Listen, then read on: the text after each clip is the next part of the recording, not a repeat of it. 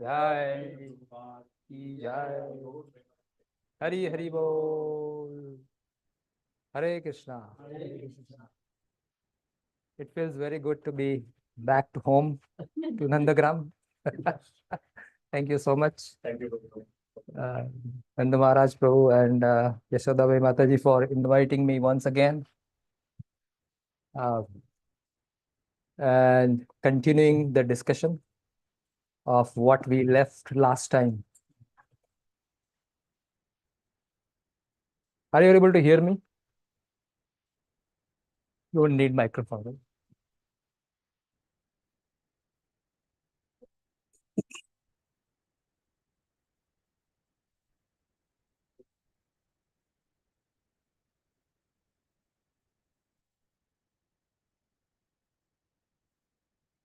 All right. So in the last two sessions, we discussed about Vedic cosmology, basically Bhagavad cosmology, and followed by journey of a sadhaka. Right? And this is, I thought, would be a good continuation with the same flow of things which is going on. So before beginning this journey, I would like to summarize what we did last time and then how I connect what we studied so far with this particular topic. So again, everything is discussion based. Any question, just raise your hands and we'll try to resolve it or I'll say we'll resolve it after some time. But we have ample time. So we will try to understand this subject because this is very technical subject. So you might find some difficulties in understanding also. We'll try to make it as pictorial with examples as much as possible because this is one of the most important topic. After what we have learned so far, it's very important to understand how the mind works because this is applicable everywhere, right? In your material life, in our spiritual life, and everywhere. So we would like to see the Vedic perspective on the anatomy of mind, right? So before beginning any session, it is very important that we take blessings of our acharyas. Hare Krishna.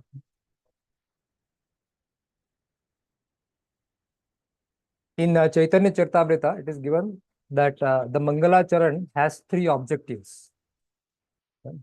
Vastu Nirdesh, Namaskar, and Ashirvad. These are the three things.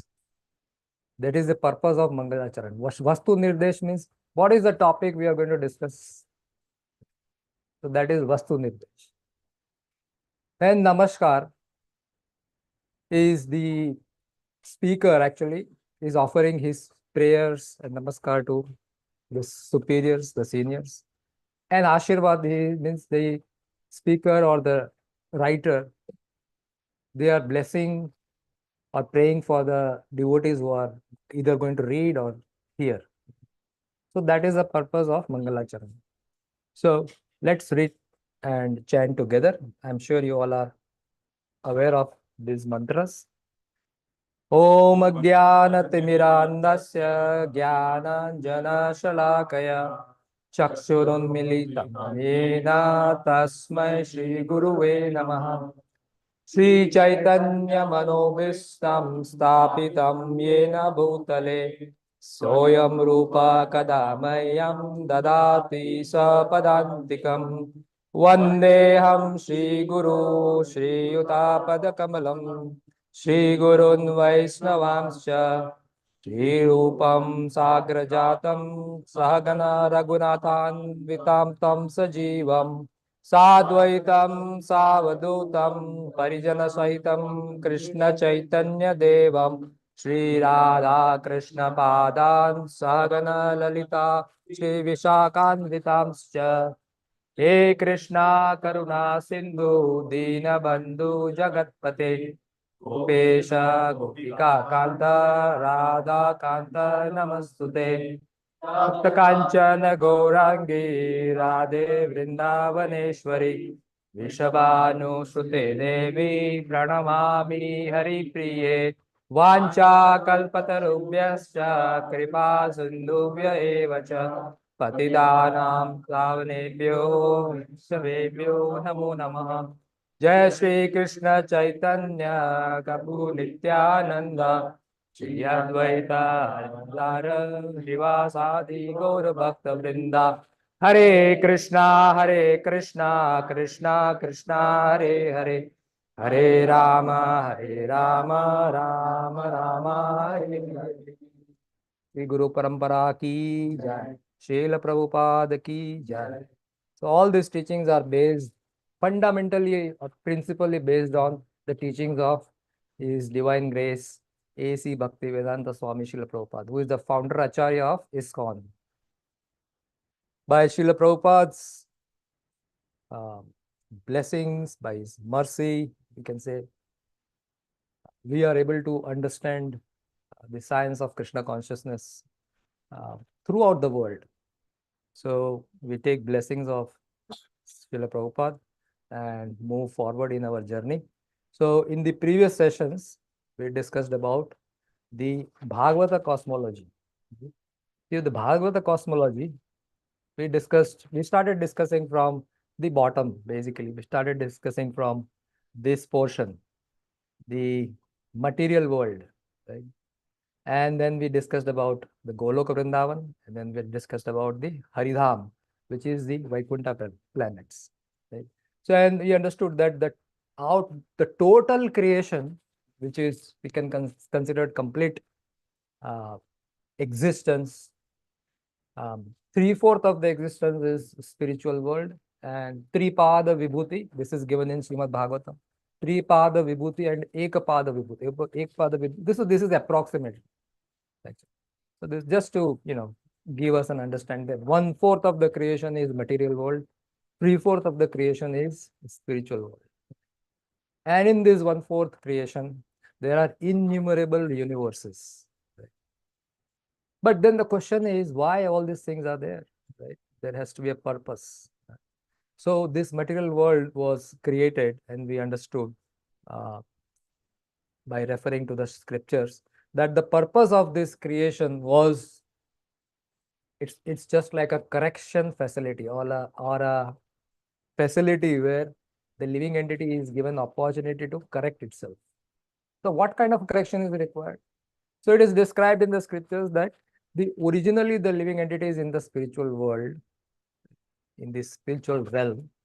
So over here, if you see, this is a spiritual realm. Somehow or other, that living entity decided, okay, I want to be independent of Krishna and enjoy independent of Krishna. So therefore, Krishna, as a very loving parent, he made arrangements for us, and that is this material world. So we also understood, from device that we are soul, and soul is very tiny. It's part and parcel of Krishna. It is Anu. It's like a spark of a fire.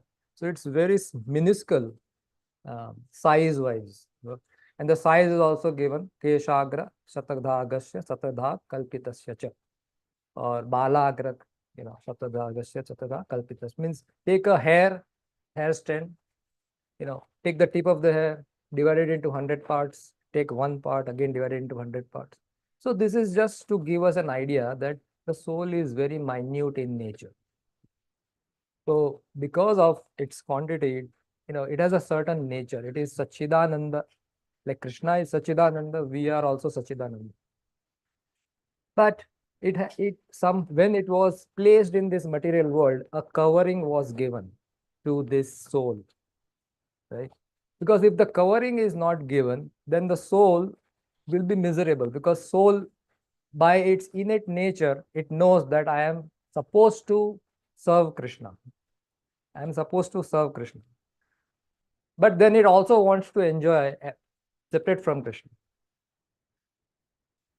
So if it constantly remembers, let's say, for example, some of our relative have passed away and they are very dear to us and they left this material world. So what happens is, for a few days we cry, you go through all those pains, but gradually we forget. So this forgetful is, if it is not there, then we'll be miserable throughout our life. And let's say if I remember all those difficulties which I have gone, not only in this life, but in my previous life, not only that, previous thousands of life, then I can't live in this way. It will be nightmare. So therefore, very mercifully, Krishna gives this covering. In Bhagavad Gita, chapter 15, verse 15, Sarvasya cha aham hridhi sannivishto. Krishna is saying, I am sitting in everyone's heart as Paramatma. Krishna himself is not sitting, but Paramatma is an extension of Krishna. We saw in this creation, there are three kind of Purusha avatars. This diagram is very small and not good. The size is very small, but I'll just give you an idea. In order to run this material world, Krishna, not only Krishna, but actually expansions of the expansions of the expansions of the expansions of Krishna, right? Multiple expansions, and then finally, the final expansion, the purpose of that expansion is to run the show in the material world. So there are three Purusha avatars, and we studied them. So I'll just name them so you'll understand. First one is Karanadakshay Vishnu or Mahavishnu. Right? So that is the first Purusha avatar. And then he expands into every universe as Garbhodakshay Vishnu. So this is Karanadakshay Vishnu or Mahavishnu. He expands into each and every universes. These are all the universes. He enters into them, and then from him comes Brahma, right? And from him also comes the third expansion of Vishnu, which is Shirodakshay Vishnu or Paramatma. Right? Paramatma is in everyone's heart. Not only in everyone's heart, he is in every atom. Right? So that is how he maintains things in this material realm. So these are the three Purusha avatars. So one of the job of the third Purusha avatar, which is Paramatma. So it is given in Bhagavad Gita, again, chapter number 13. Upadrashta anumantascha bharta bhokta maheshwara Paramatmeti chayapyakto dehesmin purusham para. So the meaning of that verse is that the role of Paramatma is defined. He is Upadrashta. What is Upadrashta? Upar se dekh raha hai. Like a camera dekh raha hai, right? Upadrashta. So observer. Camera is observing, right? Anumanta means he observes, also he gives permission. So these are the two general functions. But at the same time, the Paramatma also gives us knowledge remembrance, and forgetfulness. So he covers. So as I was talking about, some relatives have passed away, right? So all those difficult situations of life, after some time we forget, and then we can live our normal life, isn't it? That happens with everybody. We do that. So how is that possible? So that is possible because Krishna, who is sitting in the heart, now not Krishna is not sitting, right? Expansions of the now you understand. Expansions of the expansions of the expansion of Krishna is sitting in the heart as Paramatma. He gives us knowledge, he gives us remembrance, he gives us forgetfulness, he gives us intelligence. Everything he gives. He provides with everything. At the same time, he covers us in such a way, and in this session, we'll see how the living entity is covered, right? There are two Shaktis by which the living entity is covered, and we are going to see in details, not probably today's class, but later on. And this covering is needed. Why it is needed? Because the soul who is in this realm, when he is wanted to travel from the spiritual world to the material world, he needs to forget that has something to do with Krishna. So that forgetful is necessary. Otherwise, he will not be able to enjoy. Because at the same time, he will be enjoying, but at the same time, वो पीछे तलवार पड़ा है कि I have to actually serve Krishna. So he will not be able to fully enjoy. So Krishna say, okay, I'll cover you. You try to enjoy. You enjoy for whatever time you want to. But this is not a place for you to enjoy. So from time to time, Krishna will remind us. So what are the ways Krishna reminds us? Adhyatmika kleshas, Adi bhautika kleshas, and Adi daivika kleshas. Adhyatmik kleshas means misery is caused by my own body and mind. Right? That is the first. Klesha means kind of suffering, yeah, or miseries. Right? Uh, Adi bhautika means other living entities are causing me trouble. For example, a mosquito is biting, or a bed bug is biting, or too much heat, too much cold, too much rain, right? This is Adi Daivik. So this kind of kleshas are constantly hitting us. We solve one problem, another problem is ready. Know for sure the problem will be there. You cannot get rid of problems in this material world because Krishna has defined this material world in Bhagavad Gita. He is calling this material world as Dukkhalayam Asashvatam. Dukkhalayam means it's a place of miseries. Bhojanalaya means you get food. Granthalaya, right? Himalaya, place of him. He means ice. Similarly, Dukkhalaya means a place of misery. You will not find, for sure you will find miseries. So Dukkhalaya, as well as we say, okay, Dukkhalaya to theek hai, kuch din mein enjoy kar leta hu. So Krishna is saying, Ashashvatam, temporary. You can enjoy only for a certain number of years. Then you have to give up all the relationships which you have for all what you have worked for. You have to give that up and then go to the next life. Karmana Deva Netrena. Based on your karma, the Devatas will give us the next body. So this is what is going on.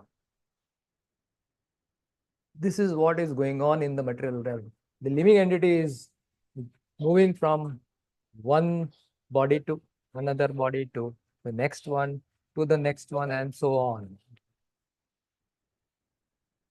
But Lord Chaitanya says that somehow or other, E Brahmande Brahmite, Kono Bhagyavan Jeev, somehow or other, one Bhagyavan Jeev, by the mercy of Guru and Krishna, he gets the seed of Bhakti Lata. Because this Bhakti is the process. There are other processes also. Jnana, Karma, Yoga, there are other processes also. But Bhakti is the process which will help us to re-establish our personal relationship with Krishna. That is not possible with Yoga or Karma or Jnana, other process. So Bhakti is the only process through which this relationship, the relationship which was broken by us, can be re-established by the process of Bhakti. So therefore, we went through this second session, which was journey of a sadhaka. So somehow or other, we get that seed of bhakti by the mercy of the devotees. And when we get the seed of the devotee, what do we need to do actually?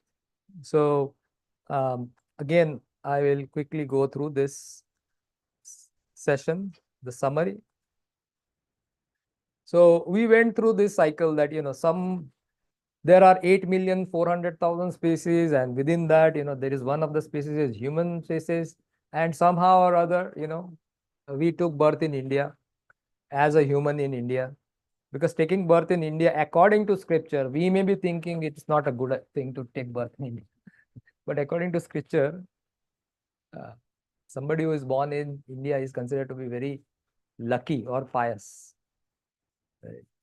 Bharat Bhumite Manushya, of course, that birth is very pious, but that with having some good qualities or receiving something in free, also creates responsibility on us. So therefore, Chaitanya Mahaprabhu is saying, Bharat Bhumite Manushya Janma Hoilo Jar. Somebody who has taken Manushya Janma in Bharat Bhumi. For what is his first duty? Janma Sarthak Kari. First, in airplane when we go, they say, for the beginning they give the instruction that if something happens in case the oxygen level goes down, first fix yourself, put your mask, don't try to help your child or anything. First, take care of yourself and then take care of your neighbors if needed or your child. So similarly, Chaitanya Mahaprabhu is also saying, Janma Sarthak Kari. First, you work on yourself. You help yourself first. Right?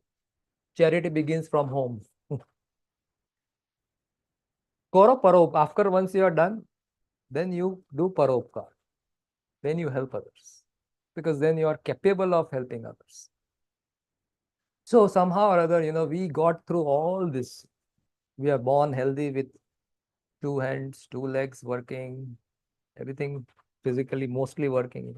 As we get old, of course, things starts dwindling, but mostly things are working okay. Uh, Financial stability is there, car is there, home is there, air condition is there, right? Cell phone is there, parents are good, siblings are good. So all these things, and plus we are born in a place where we have got a opportunity to practice the religion in which we are born. So somehow we are born in Hindu. Right? Within the Hindu religion, there are Hare Krishna. There are so many different schools actually. Yeah, so if you see so many different schools of thought, but somehow or other, by the mercy of a devotee, we got the seed of bhakti, and we came in contact with Gaudiya Vaishnava devotees, which is ISKCON. ISKCON is following the Gaudiya Vaishnava. It is our central figure is Lord Chaitanya and Lord Nityananda. Because there are different kinds of Vaishnavism, but we are following in particular Lord Chaitanya and Lord Nityananda. So therefore, we are called as Gaudiya Vaishnava. So Brahmande, Lord Chaitanya is saying, Brahmande Brahmite Kono Bhagyavan Jeev. By the mercy of Guru and Krishna, they get the seed of bhakti. So, Hare Krishna. Unless we have this seed installed in our heart, we'll also understand what is heart actually. Normally, when we say the word heart, means we think of physical heart. But when scripture says heart, it indicates something different. So somehow it is planted in the heart of the devotee, that seed, Bhakti Lata Bij. Now, by the way, bhakti can be only received from bhakta. There is no other way. Even Krishna cannot give. Or Krishna can give. Krishna can do anything, but Krishna doesn't do it. Because if Krishna does it for one, then he will be considered as partial. Right? Why you did for him? Why not me? Right? Hundreds of questions will be asked to him. So Krishna gives the responsibility of giving or distributing bhakti to the devotees. So we receive the seed of bhakti only from a bhakta. Bhakta sanjayate bhakti. Srila Rupa Goswami writes in Bhakti Rasamrit Sindhu. For the devotees, the most important book is Bhakti Rasamrit Sindhu. Right? Because that's our manual. So there are different paths. Karma yoga, you want to practice karma yoga, jnana yoga, these are different practices. Ashtanga yoga, bhakti yoga. So for each of these paths, books are not same. Right? Somebody who is practicing karma yoga has to study the books, and those books, set of books are called as dharma shastras, like Mahabharata, Manu Samhita, those things. Similarly, for the jnanis who wants impersonal liberation, for them it's Jnana Shastra. For Ashtanga Yogi, it's Yoga Shastras. For Bhaktas, which is us, it is Bhakti Shastras. Under Bhakti Shastra, which book comes? Bhagavad Gita, Srimad Bhagavatam, Chaitanya Charitamrita, Bhakti Rasamrit Sindhu, Upadeshamrita, Brihad Bhagavatamrita. So the literatures given to us by our predecessor acharyas, Gaudiya acharyas, that is our, basically that is the literature we should study. What is our end goal? Our end goal is Radha Dasyam. We are not devotees of Krishna. We are devotees of Radharani. Right? So that is our end goal. So our end goal, again remember this, our end goal is not Krishna. Our end goal is Srimati Radharani, and we are servants of Srimati Radharani.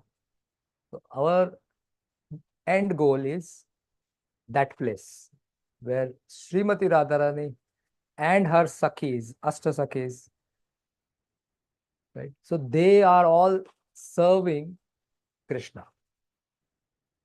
And we intend to serve Srimati Radharani. So there are layers. Srimati Radharani, then there are Ashta Sakhis, then there are Manjaris. So Rupa Goswami, our Sampradaya Acharya, is one of the Manjari. His name is Rupa Manjari. So we are in that particular line. It's very specific. Right? Our goal is very clear. This is what in the Goloka Vrindavan, we are going to go here. So that is what Lord Chaitanya has taught us. So coming back to our discussion, that somehow or other, and we saw that what is the rarity of human birth. Even getting human birth, this is from Buddhist scripture, that it's a log of wood, and if you see there is a turtle in an ocean, and then in the ocean there is a floating log of wood with a hole in the center. And what is the probability of the turtle? Normally it comes in 2-3 hours, it will come in the top, and then it'll breathe, and then it'll again go down. So what is the probability that the turtle is coming in an ocean, and at the same time the turtle's head is going through the hole which is there in the log of wood? So they're extremely rare. So this kind of examples are given to give us an idea that getting human birth is so rare. In our body, there are trillions of cells. Each of the cells are actually living entities. Each of the cells. And in that cell, in that body, we are the king soul. So, but rest all is supported by the king. We desire to eat spicy, then many of the living entities are killed. We desire to do anything with this body, then there is an effect. So there is a cause, and then there is an effect. But the point is that getting human birth is extremely, extremely rare. So once we get the human birth, we are presented by Krishna somehow or other. He makes sure that we get this knowledge. Now, based on our interest, we will get different kind of knowledge. Somebody may not be interested in performing Radha Dasya, because that's a very simple life. Somebody may be attracted to the very opulent things. So for them, there is another arrangement made in Vaikuntha. Krishna as Narayan is there. So Krishna will make us take birth. Okay, by the way, how many of you have chosen to take a birth in a particular family? Please raise your hands. Or a particular gender, or a particular parent, or a particular skin color, or a particular face cut. Everything is forced, isn't it? What do you think? Think about, we don't think about all these things. Everything was forced in the sense, it is based on our previous karma. It is given to us. Whatever situation in which we are, it is given to us. However, Rupa Goswami says, to enter into bhakti, there is absolutely no requirement. The only requirement is you have to be taking birth as a human. If you are human, you are qualified to practice bhakti. So, among all this process, right, the process of bhakti is considered as the superior process. Why superior process? Because in bhakti, what we are end goal is we are trying to establish relationship with the Supreme Lord. Right? We all have relationship with Supreme Lord. And in other processes also we are trying to establish relationship, but it is a different kind of rasa. Somebody may be interested in dasya rasa, somebody in sakhya rasa, somebody in madhurya rasa, somebody in vatsalya rasa, somebody is interested in shanta rasa. They want to be like tree, they want to appreciate Krishna from a long distance, or maybe like a parrot or a flute, right? They are all actually in a shanta rasa. However, Lord Chaitanya does not approve that. Lord Chaitanya, he says at least we should be in Dasya. Dasya is the base. So all these literatures are there, but the essence of this literature is to know Krishna. How do I say this? Is there a Shastra Praman? Yes. Bhagavad Gita chapter 15, verse 15. Sarvasya cha aham hridhi sannivishto. I am sitting in everyone's heart. Krishna is saying that. Mattah smriti jnanam apohanam cha. Right? Mattah means from me comes knowledge, remembrance, and forgetfulness. Next two lines. Vedescha sarva ahameva vedyo. After studying all the Vedas, I am to be known, Krishna is saying. If you do not come to that conclusion, then that means you have not understood Veda properly. So Vedescha sarvam ahameva vedyo. Vedanta Krit. Indeed, I am the compiler and I am the knower of the Vedanta. Vedanta Krit Ved Vidavacha Aham. So I am the compiler, indeed I am the compiler and I am the knower of the Vedas. So actually everything is Vedic knowledge is coming from him. However, in the written format, it was done by Srila Vyasdev. It was done by Srila Vyasdev. And he wrote it in such a way that there are two categories. One is Shruti. Shruti means directly heard. Smriti means remembered and then it is written down. So that is the two. This is how the Vedic knowledge. But the essence of the Vedic knowledge is then actually giving us this particular aspect to the living entities. So this is a living entity. This is us. We have multiple options. Multiple choice. Right? First choice. You continue. You continue in this world. Enjoy and continue in this world. Enjoy, continue, and suffer also. So these things you keep on doing this life after life. That's one option. Second option, if you want to get out, then there are many options there. Right? We can merge in Brahma Jyoti into the effulgence of the Supreme Lord. That's an option. We can merge there, but there is no activity. Right? So there is Brahmananda, but there is no activity. So then that is one option. Second option is you may want to go to Mahavishnu, within the body of Mahavishnu also, or reside in Mahavishnu Loka. Or you may go to Vaikuntha Loka. There are innumerable Vaikuntha Loka. You may go there. Or you may go to Svetadvip, where Lord Chaitanya is there. Or you may go to Mathura. Or you may go to Dwarka. Or Jagannath Puri. Or Ayodhya.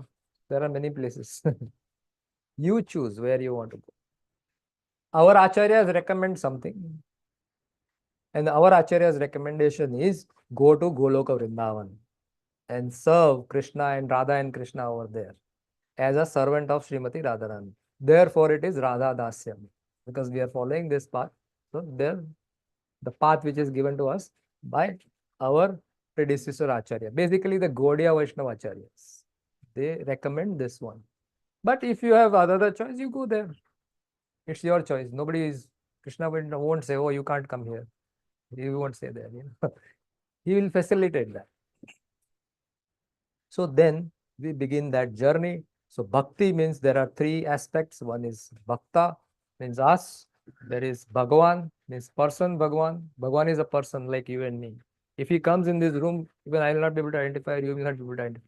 He enters in this room because he looks like us. He has two-handed form. So that is the highest form. Below that is a four-handed form of Vishnu or Narayan. But the two-handed form in Goloka Vrindavan, that is like a human-like form, that is considered as the highest form. And the relationship, and in the relationship, there is a service with the Lord, and that is bhakti. It is the process of bhakti. Bhakti, Bhagavan, and Bhakta. These are the three things, triangular things, right? And then by the mercy of the devotee, one gets the seed of devotion, and that is, he receives the seed of devotion. And what is this seed? He gets a little faith. In the beginning, there is little faith. Adav Shraddha. Adav Shraddha. Adav means in the beginning, there is little faith. And then this faith is nurtured by putting water. How do you put water on the faith? By the process of hearing and chanting. That is a watering process. So you do the process of hearing and chanting, that is a watering this Shraddha. By hearing and chanting, the Shraddha will keep growing and growing and growing and growing. And as the Shraddha grows, our development happens. We go up and up and up and up. So basically, Bhakti Vinod Thakur says that the advancement of Bhakti, which is a very long journey, is nothing but your progression of faith. You see here, progression of faith. So this is the journey. This is the whole journey. Right? It begins with Satam Kripa. Right? So there are two versions. One is given by Srila Rupa Goswami. He gives 9 stages. And then Srila Vishwanath Chakravarti Thakur, he expands these 9 stages into 14 different stages. So what you are seeing here is the version of Vishwanath Chakravarti Thakur.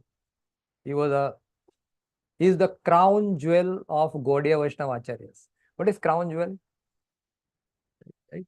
You have a crown, and on the top of the crown there is a jewel.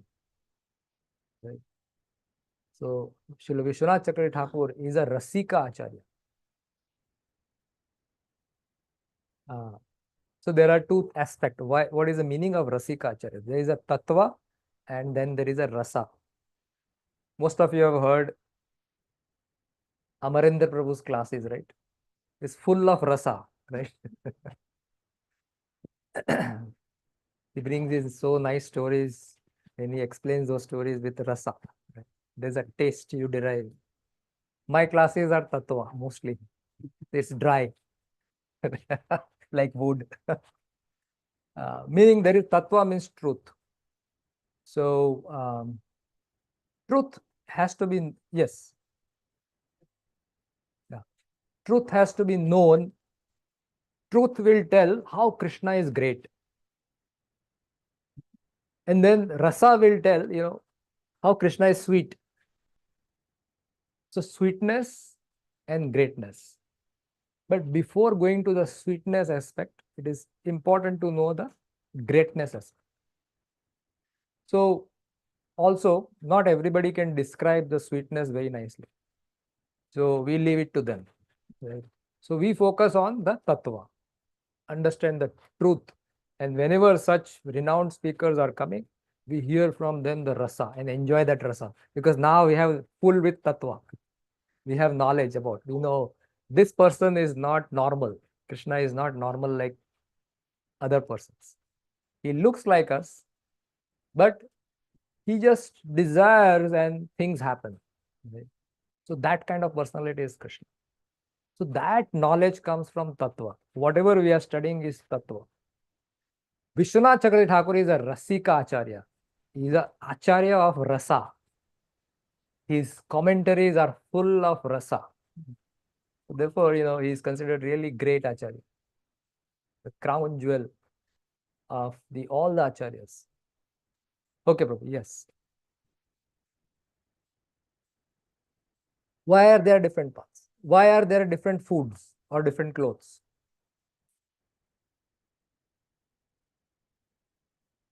Can you tell me? Yeah. Because everybody has different choice. Right? If I serve you dal and rice every day, one day you will eat, next day also you will eat, third day you will somehow or other eat, fourth day, little frowny face. Fifth day, sixth day, you'll become little angry. Sixth day, very angry. Seventh day, you might throw the plate. Don't want it. No more dal rice. So like that, every people have different taste, and we also like to have different taste varieties. So similarly, Krishna gives us that free will. That no, there are multiple paths. You choose, because Krishna gives us this concept of free will. Free will means Krishna doesn't decide for us. Krishna, after speaking the entire Bhagavad Gita, he told Arjuna, Arjuna, I have spoken everything to you, so many chapters, so many verses, right? Did you understand? So Arjuna said, yes. So then Krishna said, no, if you want, I can repeat the whole thing. Okay, this is not my story. This is revealed by Vishwanath Chakravarti. I can repeat because he can enter into the heart of the devotees who is narrating. So recently I was watching this, there is a serial which has started coming now. It's called as Bhaktamal Gatha. Yeah, yeah. You should watch actually. Srila Bhakti Siddhanta Saraswati Thakur has approved it. So, because it is the stories of the Bhaktas of Krishna, devotees of Krishna and Lord Ram. Bhaktamal Gatha. So, in Bhaktamal Gatha, Nabha Dasji Maharaj, he has written this book. And in like 6th or 7th episode, it is shown that Nabha Dasji Maharaj, his Guru Maharaj, Agradasji Maharaj, he was actually the devotee of Lord Ram. He was one of the Sakhis, and basically he could meditate on Lord Ram sitting here. And he was meditating, and Navadasji Maharaj was fanning his Guru Maharaj like this. And while he was fanning, his Guru Maharaj was laughing, smiling. So he saw that.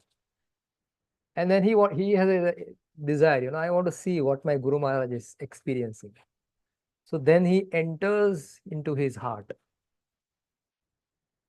He enters into the heart of his Guru, and he sees what his Guru is seeing. And while this scene is going on, one of the disciple of Guru is stuck in an ocean. He was traveling in ocean, and there is a kind of lot of winds, and waves are really high. So he was shouting, Guru Maharaj, oh Guru Maharaj, oh Guru Maharaj, please save me. So Navadas could also see that. So that was disturbing his Guru. Right? So he thought, let me do something, so that my Guru can continue with his pastime and I can also help this devotee. So he was fanning his Guru, right? So with the fan, he just did once like this, and that boat came to the shore. Right? Meaning he could enter into the heart of his Guru and experience what they have experienced.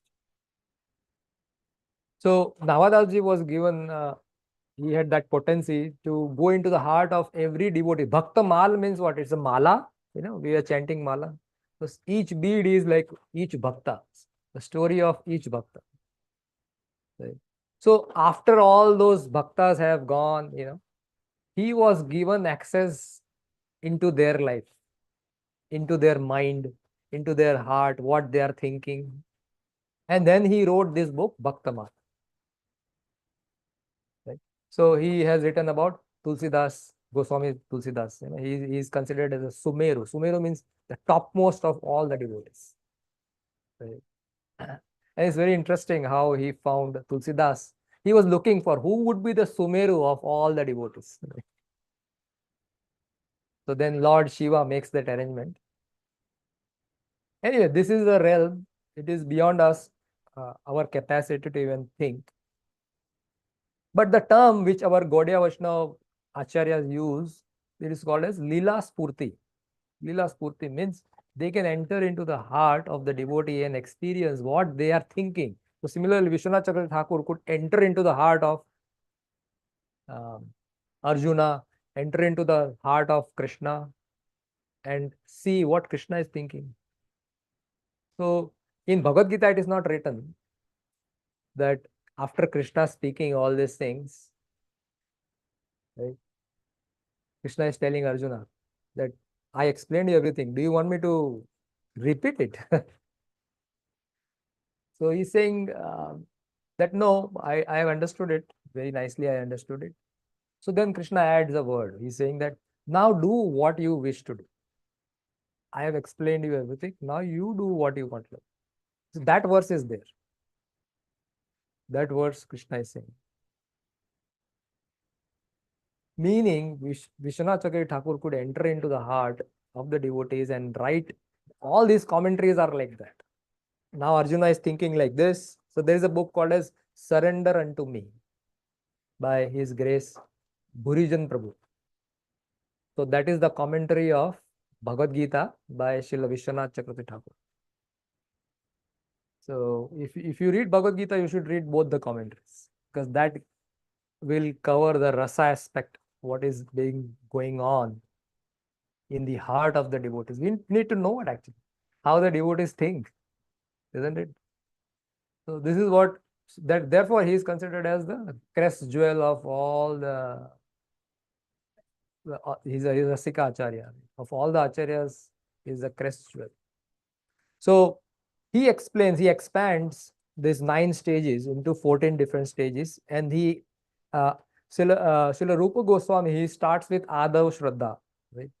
But before Adav Shraddha, there are 2 steps. That is Shatam Kripa, means the devotee, he feels I should give bhakti to this particular person. And then he approaches that person, or he helps that person in a certain way. He prays to Krishna in a certain way.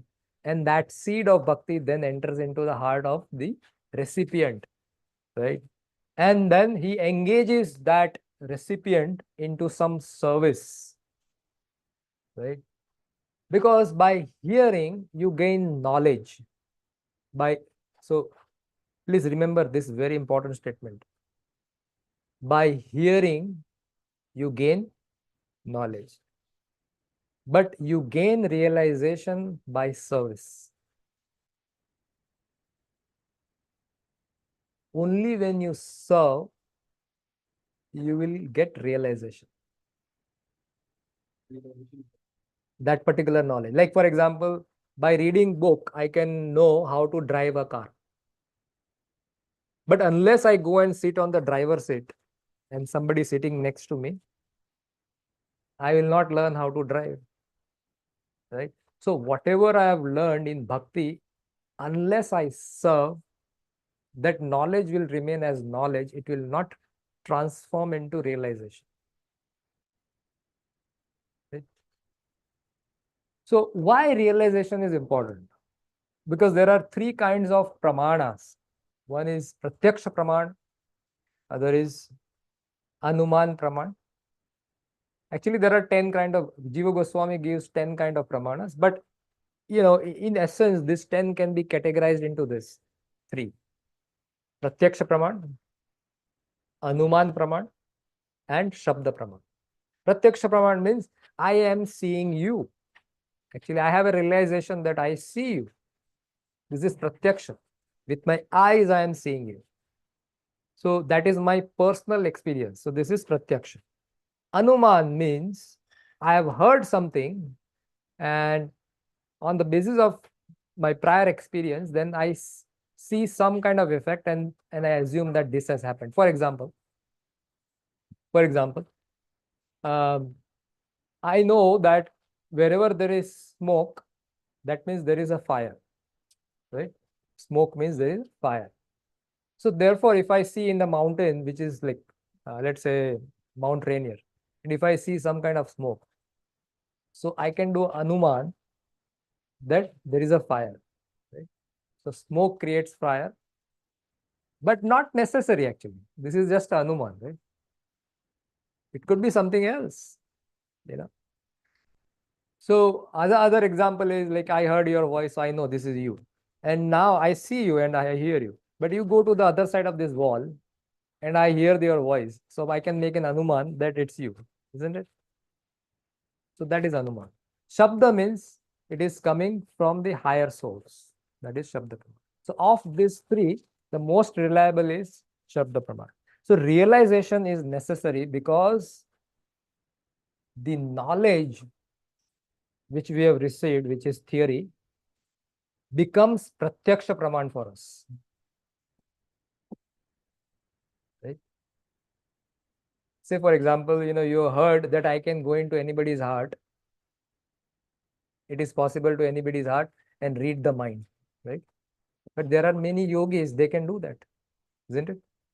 Now, let's say you get that power. So now you can get into anybody's heart and think, see what is going on in the mind of that particular person. So then that theory now has become a reality for you. So that is realization. So again, by hearing, we gain knowledge.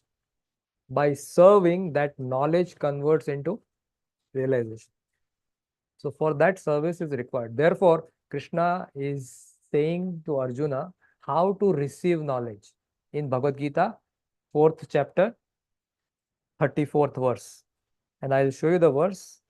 Tad vidhi pranipatena pariprashnena sevaya, 4.34.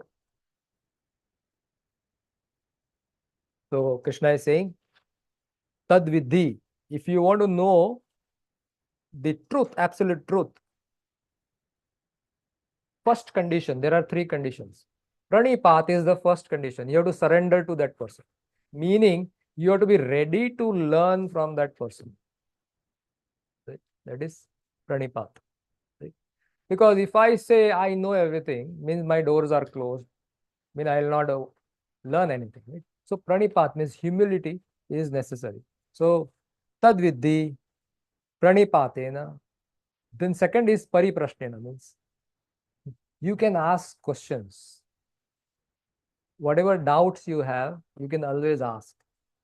Not to test the speaker. Right? The purpose of asking question is to clarify the doubts. Right? Because you are humble, first thing is humility. Because of humility, you won't try to test the person.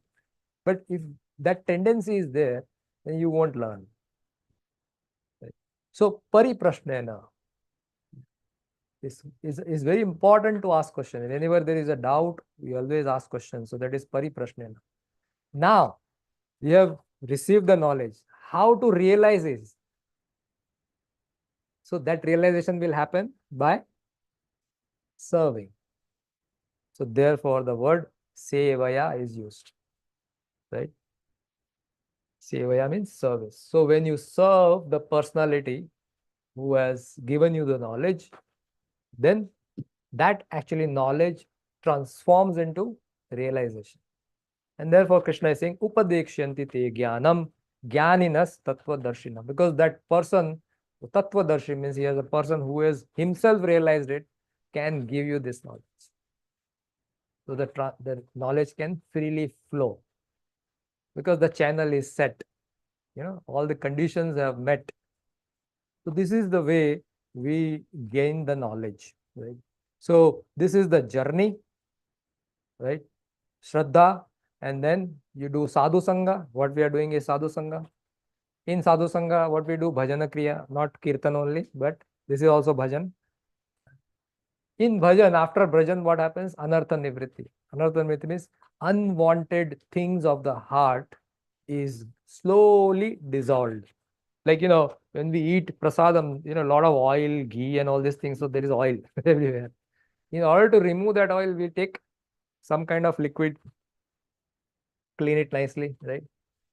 So this is the cleansing happening in association with sadhu sangha, and all the dirt which is sitting in our heart, and different kinds of dirt are there, that is gradually taken out. That is anartha nivritti. Artha means something of some value.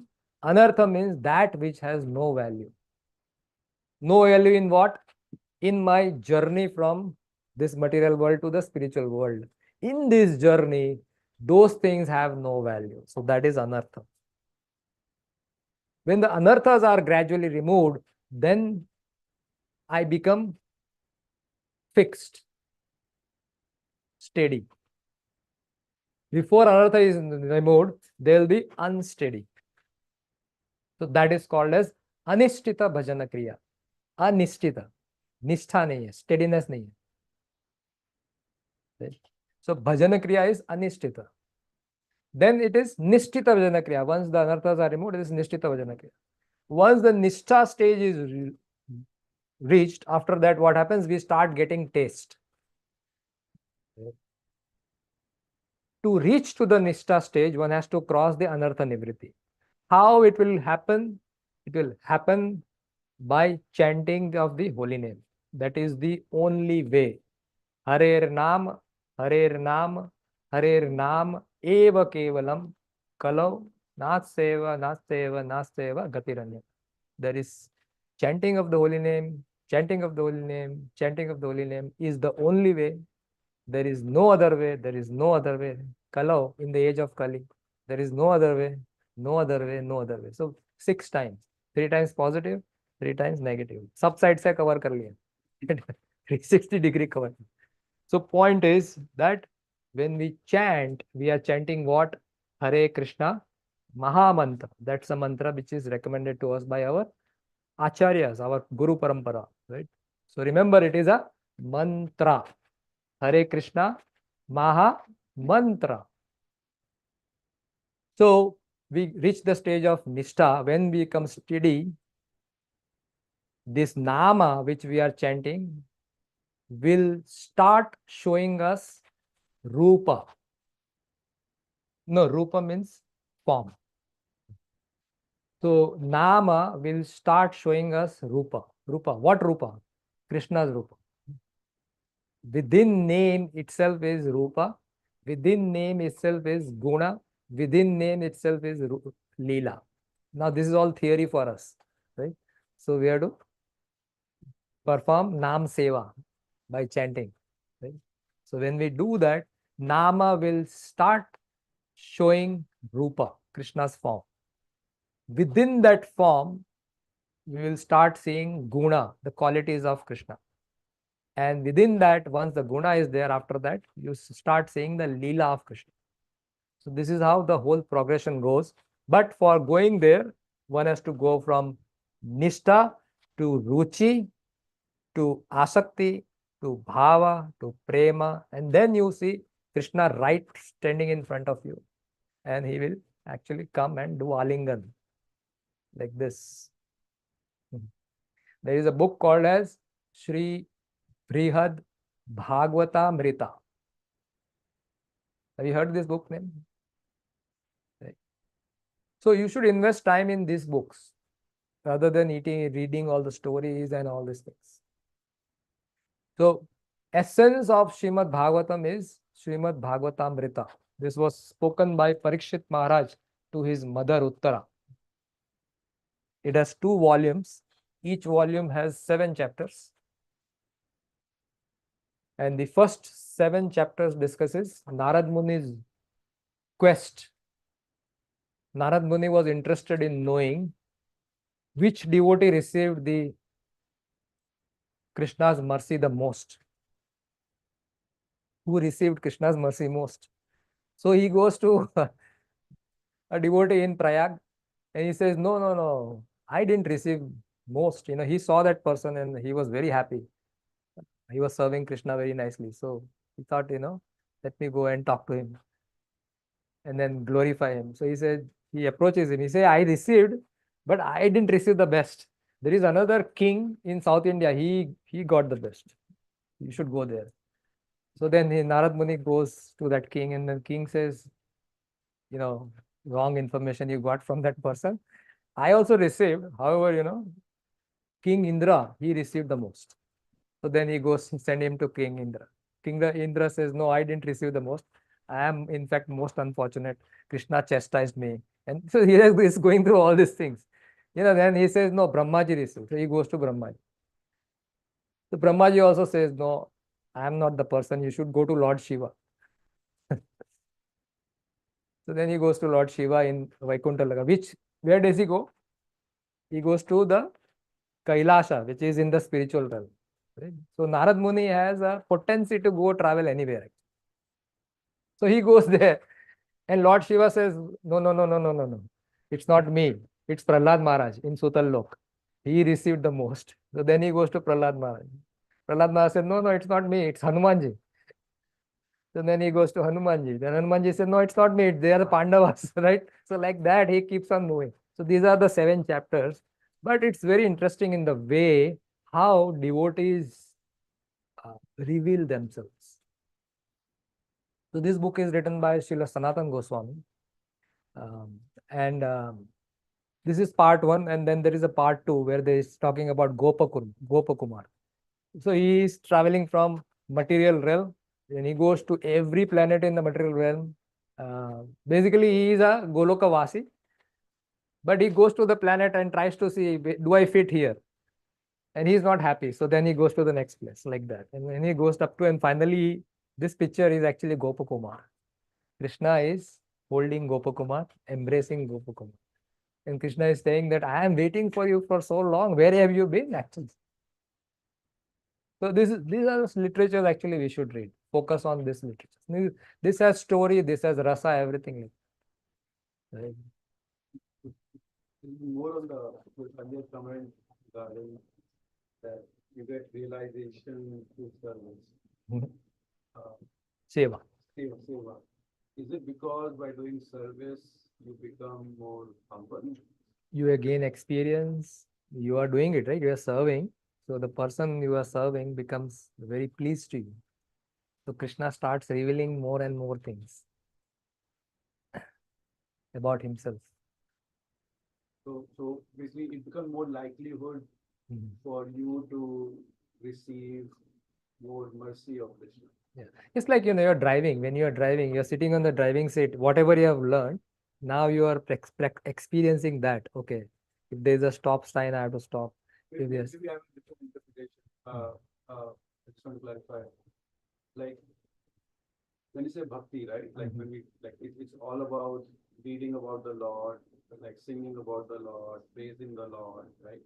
But in service, you are actually serving someone, right? So, like in some sense, there is no correlation, right? Like there is, because that servant, that person you are serving is connected to Krishna, right? yes. Yes. So because he is connected to Krishna, actually Krishna only, so it's like a onion. If you take an onion, there are layers of onion and there is a central thing, right? So you are peeling up the layers of those onion, and then that peeling is happening by your service. Krishna is removing those peelings. Why? Because Krishna is happy. Why Krishna is happy? Because you are serving the devotees. So Krishna in many places he says that actually when you really want to serve me, you have to serve my devotees. Because nobody is as dear to me as my devotees. So if my devotee is happy, then I am happy. So therefore we serve the devotees. And when we serve the devotees, Krishna sitting in our heart, he removes all the anarthas. Because the soul itself is Sachidananda. It has complete knowledge. It doesn't need to receive anything from outside. Right, but Prabhu, is your question because in general, what we understand with the term service is not like a Vaishnava service, like a general service. Like when we go to the temple, we do veggie cutting or something. Was your question related to that? I was there, but I was Because we are not directly serving a directly person. serving, but I think, But you are serving for for whom? So, yeah, exactly. but I think the relation I'm seeing this is because in the end, the goal is to please Krishna, right? Like, because that thing sort of ties a lot, right? And I think that there is aspect that for you to receive something in and internalize it, you need to be first be able to receive it. Like you need that humility that you were Yes. talking about. Pranipat hai. Pranipāt, right? And that can only happen when you basically leave all your these false egos and all Yeah. that and become sort of humble, right? Yes. But And express the humility in form of service. and express your humility in forms. Yes. But in the end, I think what you're also saying on top of it is that, if I understand correctly,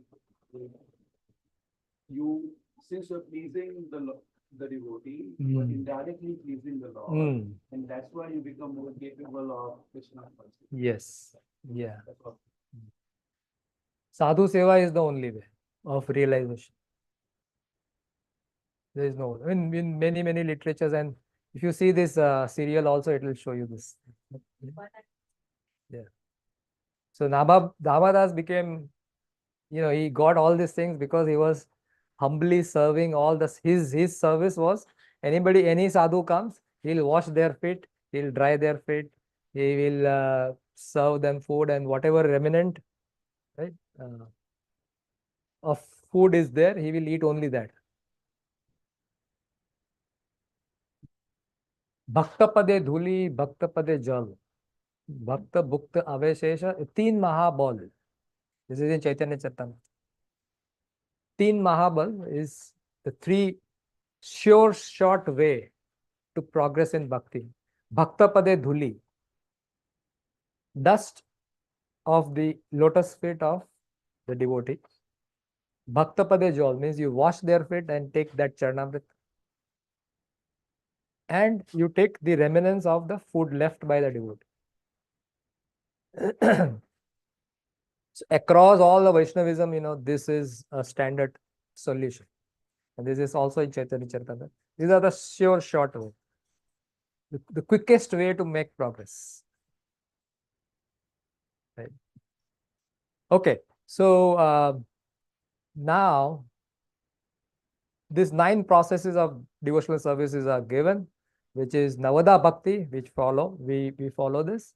Shravanam, Kirtanam, Vishnu Smaranam, Pada Sevanam, Archanam, Vantanam, Dasyam, all these things. And then Srila Rupa Goswami explains 64 different limbs, right?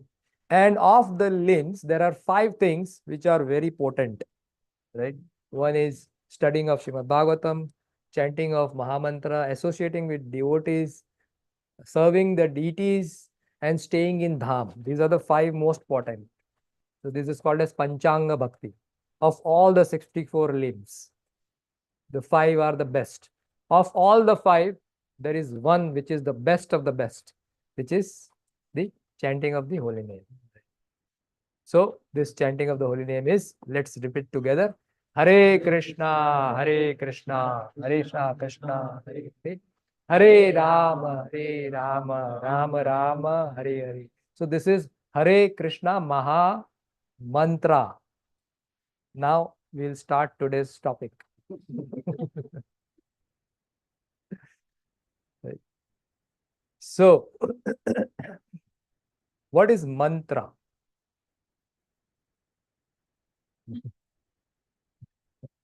We are chanting mantra. What is mantra? प्रभु जी जा रहे हैं? अच्छा अच्छा। प्रभु अभी मेरा class शुरू किया, अभी निकल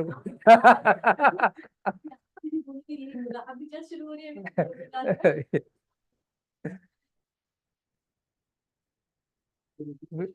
हाँ, अभी तो रिव्यू सेशन चल रहा था। नहीं, माइंड पे आने से पहले we need to know what is mantra, because mantra means mantra, man plus त्र. Man is mind, tra is deliver. So mantra delivers mind. So one which delivers mind is mantra. Mananat Tayate iti mantra. This is the definition. Mantra is for deliverance of mind. Now, why do we want to deliver mind and not intelligence or not anything else? Right? So, Srila Jiva Goswami, in his Bhakti Sandarbha, there are 6 Sandarbhas. Right? Have you heard about Sandarbhas? Yeah. Prabhu, like what do you mean by deliver the mind? हाँ आएंगे अच्छा, आएंगे। पूरा deliver कर देंगे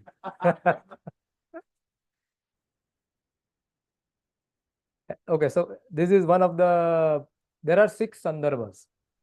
So Bhagavatam has 12 cantos. 12 cantos, 335 chapters, something like that. Anyway, there are 12 cantos in Srimad Bhagavatam, and the thematic way of Srimad Bhagavatam is presented in this 6 Sandarbhas. And there are 6 different kinds of Sandarbha, and in general, the Sandarbhas are known as Bhagavad Sandarbha. Right? So this is originally written by Srila Gopal Bhatta Goswami. Is one of the 6 Goswamis. He has written this. But in today's day and age, it has been, normally people know that it is written by Jiva Goswami. But it is basically Gopal Goswami's notes, and he started with that, and probably he writes in one of the places that I have got these notes from one Bhatta, which is Gopal Bhatta. And that Bhatta, he didn't want his name to be out. Right? Nowadays, even we do a small thing, we want to put our name everywhere. Right? But earlier it was not like that. They want to be hidden. So Gopal Bhatta Goswami, he basically wrote the Srimad Bhagavatam theme-wise. Right? So there are 6 Sandarbhas. One is Krishna Sandarbha, other is Bhakti Sandarbha. Krishna Sandarbha discusses completely about Krishna. There is Paramatma Sandarbha. Right? Then there is Priti Sandarbha. Priti means love. Priti or Prema. So our acharyas called Prema as Priti. So Priti Sandarbha. So like that, there is one Sandarbha that is called as Bhakti Sandarbha. Right? In this Bhakti Sandarbha and all the Sandarbhas, Srila Jiva Goswami presents from various literature. He takes one statement or a thought, and that thought, it is represented as Anucheda. Each thought has been presented as Anucheda. So Anucheda could be like 2 pages long, it could be 10 pages long, depending on the topic being discussed. Right? So in the Anucheda 207, it is discussed about the mantra, that what mantra is given at the time of Diksha. Right? So in that, he is writing, Mananat Trayate Yasmat Tasman Mantraha Parikirtitaha, meaning a mantra is that. Okay. Now we have understood a general meaning. Mantra delivers the mind. Manas trayate iti mantra, or you can say mananat trayate iti mantra.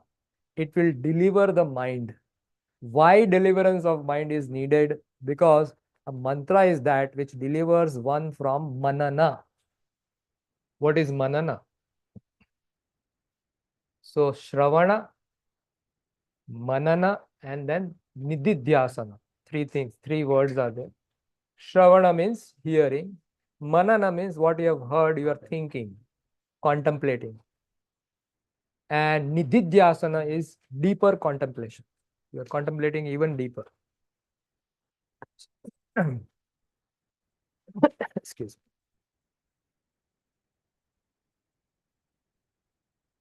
A mantra is that which delivers one from manana, or when you are thinking about something means you are absorbed in that. So, or absorption in the separate temporary objects of the temporary external She's putting so many attributes. Enjoyable world, right? Or that which delivers the material enjoyer from the principles of enjoying material existence. So our tendency in this material world is whatever we see, the first instinct is what is in this is for me. How will I enjoy this? Say, for example, we see a new cell phone, right? Like this is not foldable, but if we see a foldable phone, then what happens in the mind? Immediately triggers, right? Wow, I should have that. And then mind will present many things. If I have, it's a very compact. Right now, this doesn't fit in my pocket. This will fit in the other one will fit in my pocket, right? If I have to check messages, then I just take it out and right on the top, the messages are saying, mind will give hundreds of reasons. If I see an iPad, if I see a phone, if I see a car, if I see a house, if I enter into the house and see so many decorations, right? Every object we see, we start contemplating. कितना अच्छा होता कि मेरे पास ये होता, right?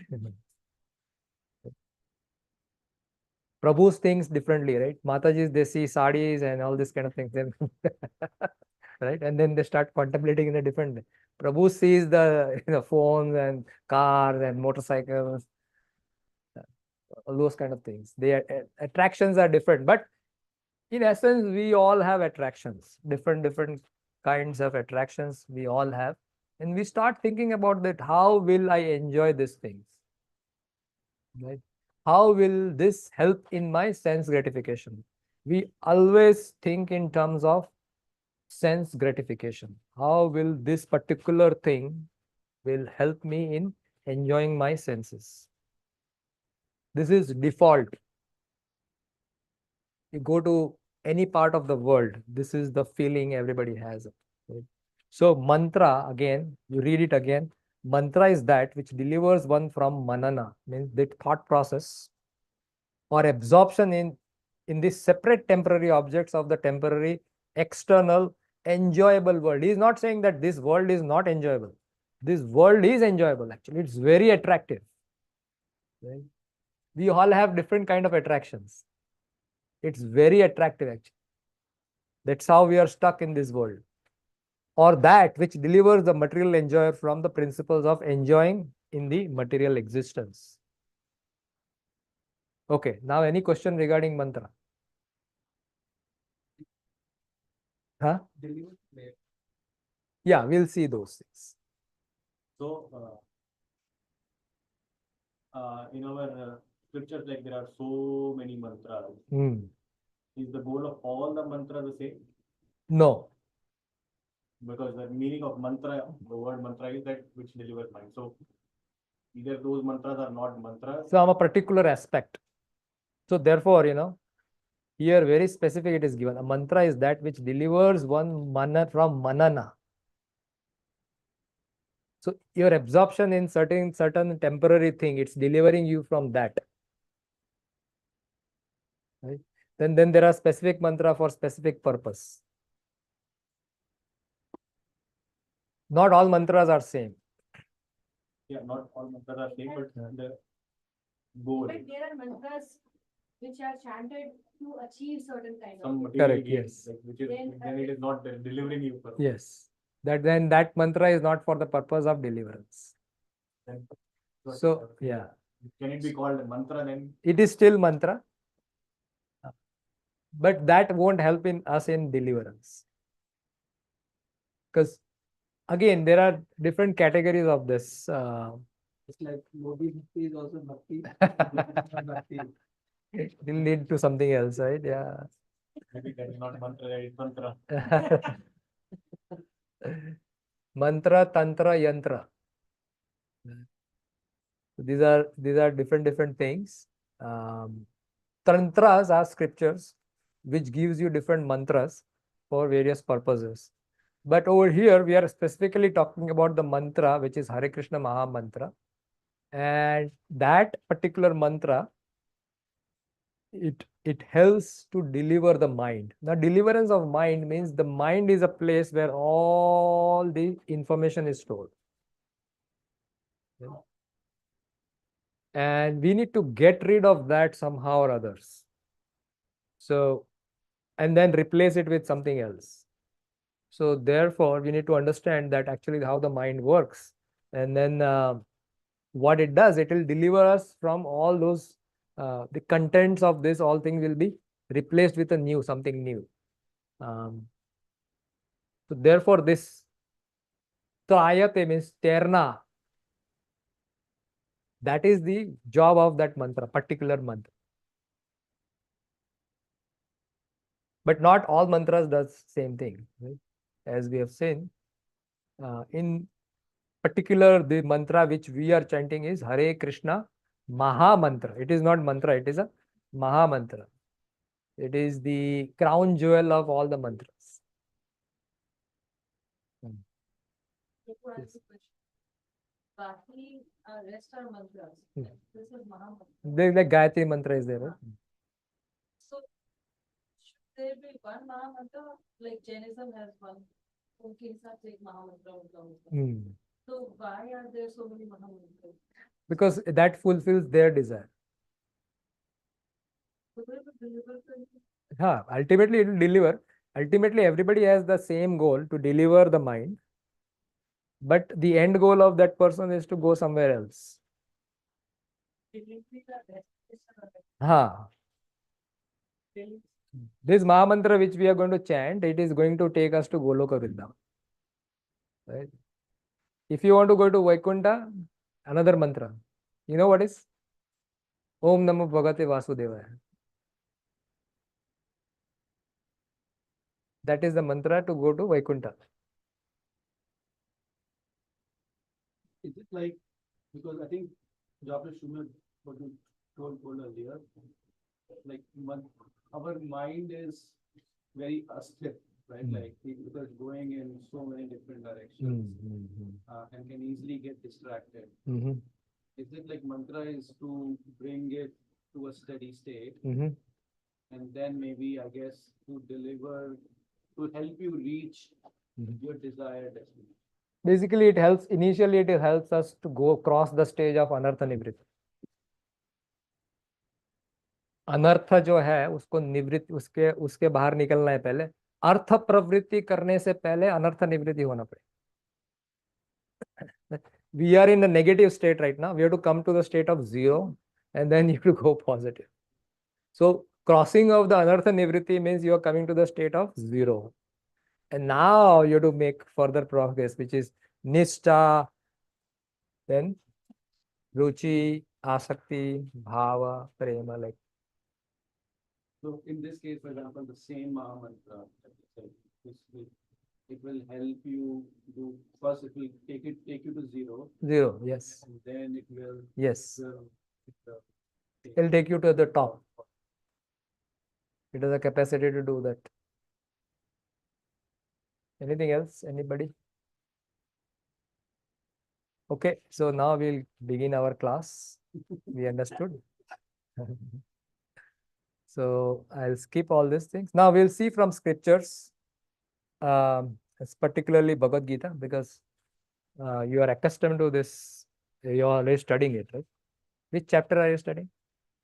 Second chapter. So anyway, in the sixth chapter, yeah, I took 5 years to complete Bhagavad Gita, by the way. So I think you are going at it. Yeah?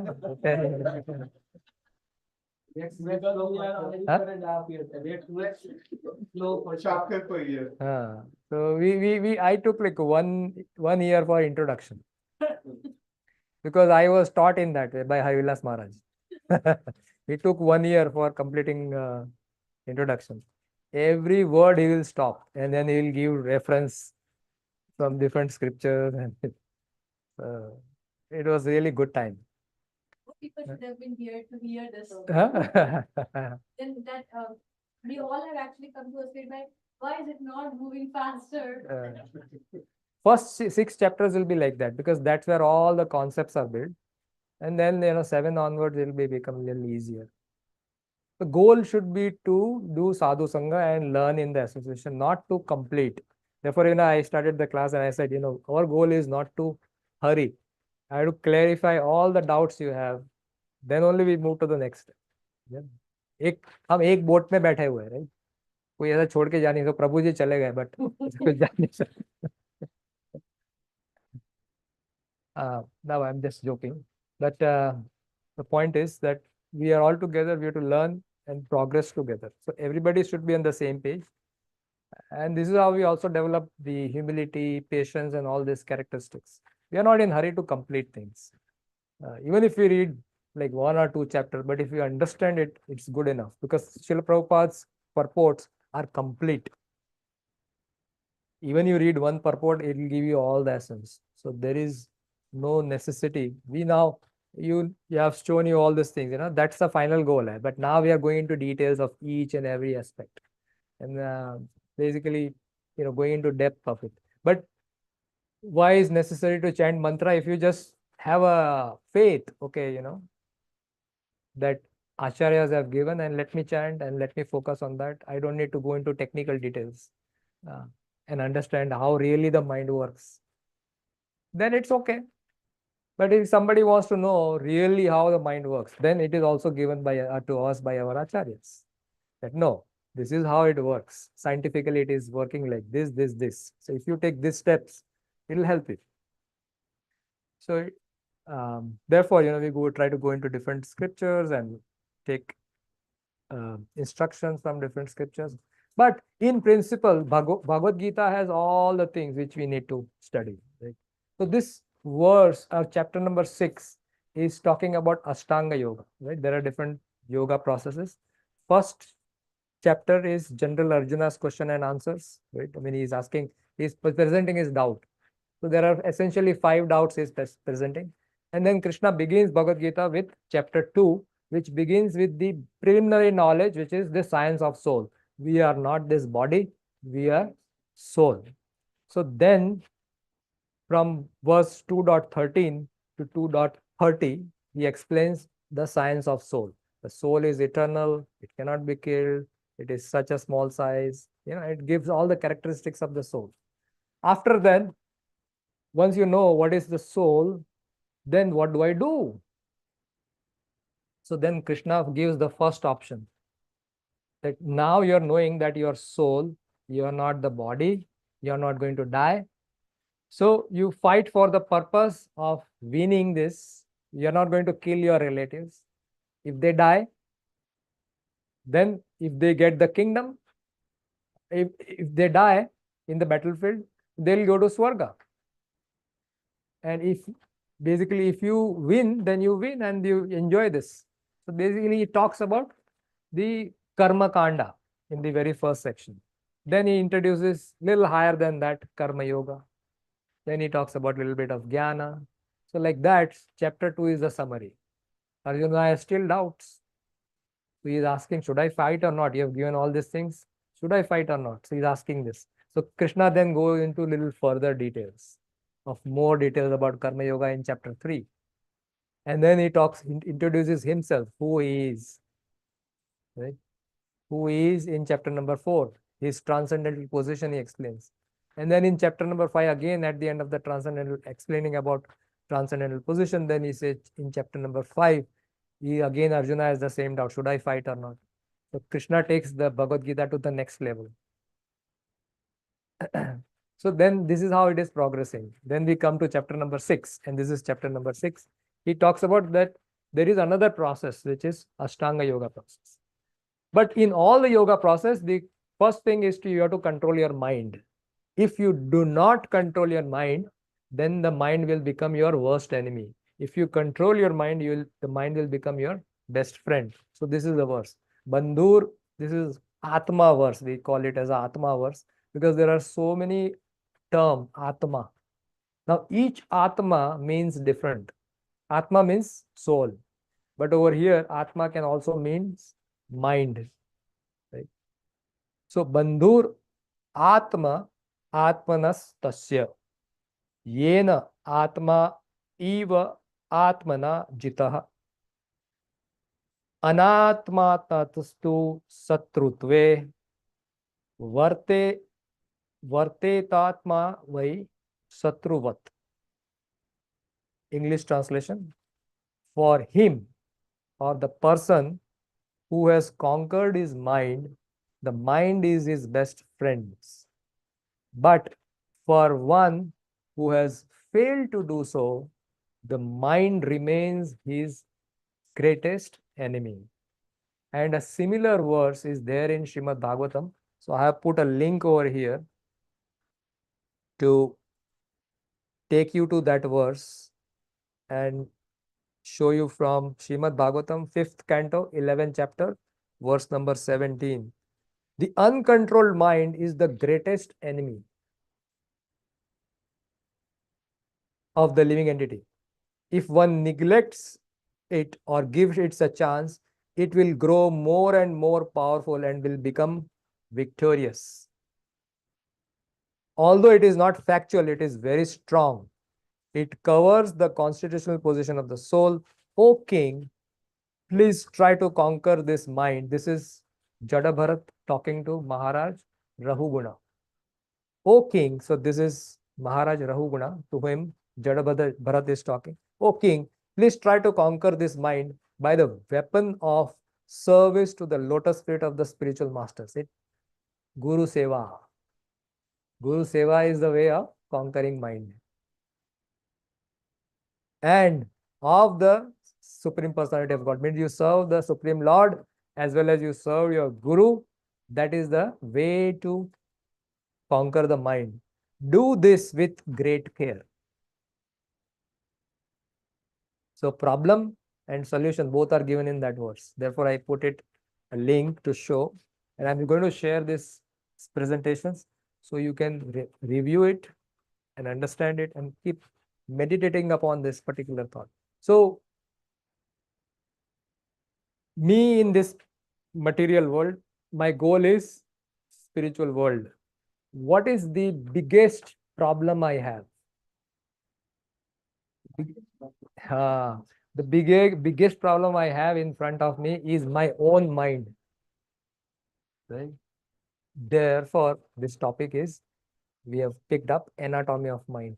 We need to understand how the mind works. In order to understand, defeat the enemy, we need to know about the enemy. Right? And if our mind is the friend, if we have conquered our mind, it becomes the best friend. If we are not able to conquer, it will become the worst enemy. And we all have experience of that. There is one good thing in this word to notice. His mind will remain the greatest enemy. So by default, it is enemy only. By default, it is enemy. It will continue to do. Yeah.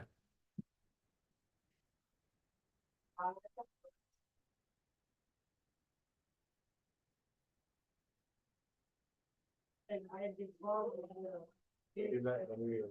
Yeah, it is by default, it is enemy.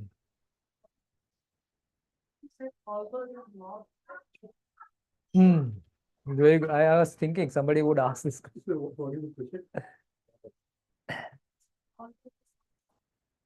Although it is not factual. So please park this question because it's a very important question and we'll address this. I mean, I can tell you because this is a covering, which is a covering given to the soul. It's a temporary covering given. Mind, intelligence, false ego, these are temporary covering given to us. So therefore, it is not like soul is factual, is eternal. Factual means eternal. It's there for all the time.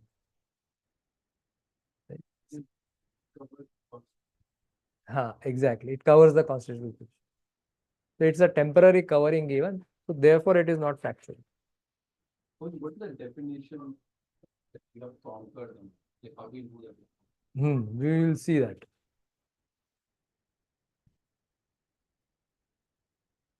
How do you conquer anything? You have it under your control. It's under your control. But how do you know it's? You will experience it, right? You tell it to do. Yeah, like let's say you have control over your children or not. How do you know? By the way, you don't, but I'm just saying. Nobody has that. To some level we have, but I think the challenge will be perceivable and non-perceivable. I think children are perceivable, so we can. mind is also perceivable. So maybe I could add a little bit like so from intelligence we are able to distinguish what is right and wrong and what do we want to do. If the mind is not giving you any obstruction or distraction, then you can think that it is wrong for you. In a way, right? It's one way to identify. That's one way to. I tell it to do this. I tell you to do, meaning by intelligence you Hmm. know that this should be done, and your mind is distracting you when there is another option. That means it is not conquered yet. It's pulling you in another direction. Example, It's not in sync with your intelligence. example किसी को diabetes है. I fall into that trap, you know. I don't have diabetes, but you know, on the borderline. But as soon as I see sweet, I can't resist. Right? So Bengalis are, you know, you can vouch. So basically, mind is working against me. Right? It knows, but I can't overcome that. Right? But It's difficult. this is all in this. This is just an example. It is an example, but this is all about what you desire, Mhm. right? What anyone desires. Because when you say in bhakti, right, this is what the same behavior is what we want to like do more of, right? But eating, whether you're eating sweet, whether you're doing bhakti, right? Like you want to like let yourself free in achieving those desires. So how do you like? The reason I'm asking is how do you control your mind? Like how do you know it's controlled? Actually, we go through that the whole thing. How do it? Mostly, you know, we know that it is not controlled. I mean, we have some sense of it, isn't it?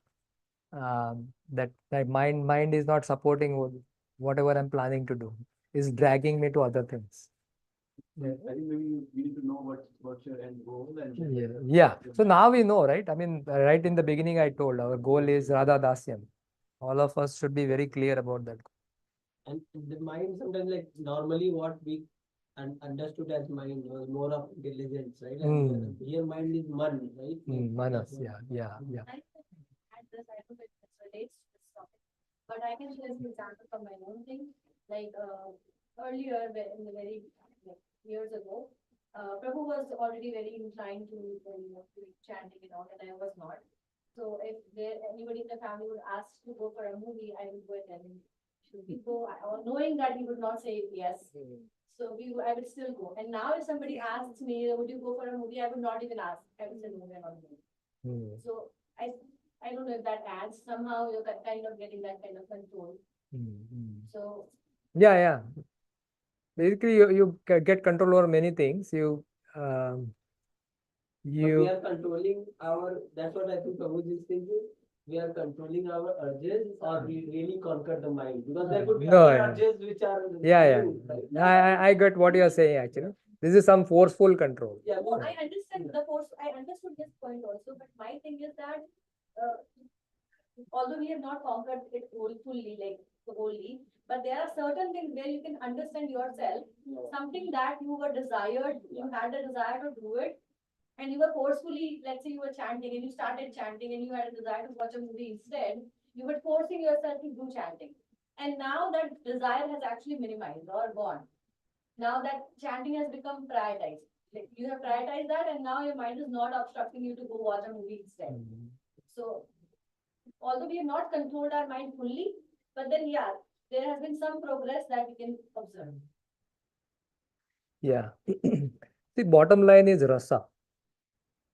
Rasa means whatever your activity you're doing, that activity is giving you taste. Right? So right now our taste is in material things. Right? So eventually mind control is nothing but transforming that taste, material taste into spiritual taste. In Bhagavad Gita, chapter 2, Krishna says, Vishaya vinivartante niraharasya dehinam raso varjam rasopyasya param drishta nivartate. I think it's 2:59.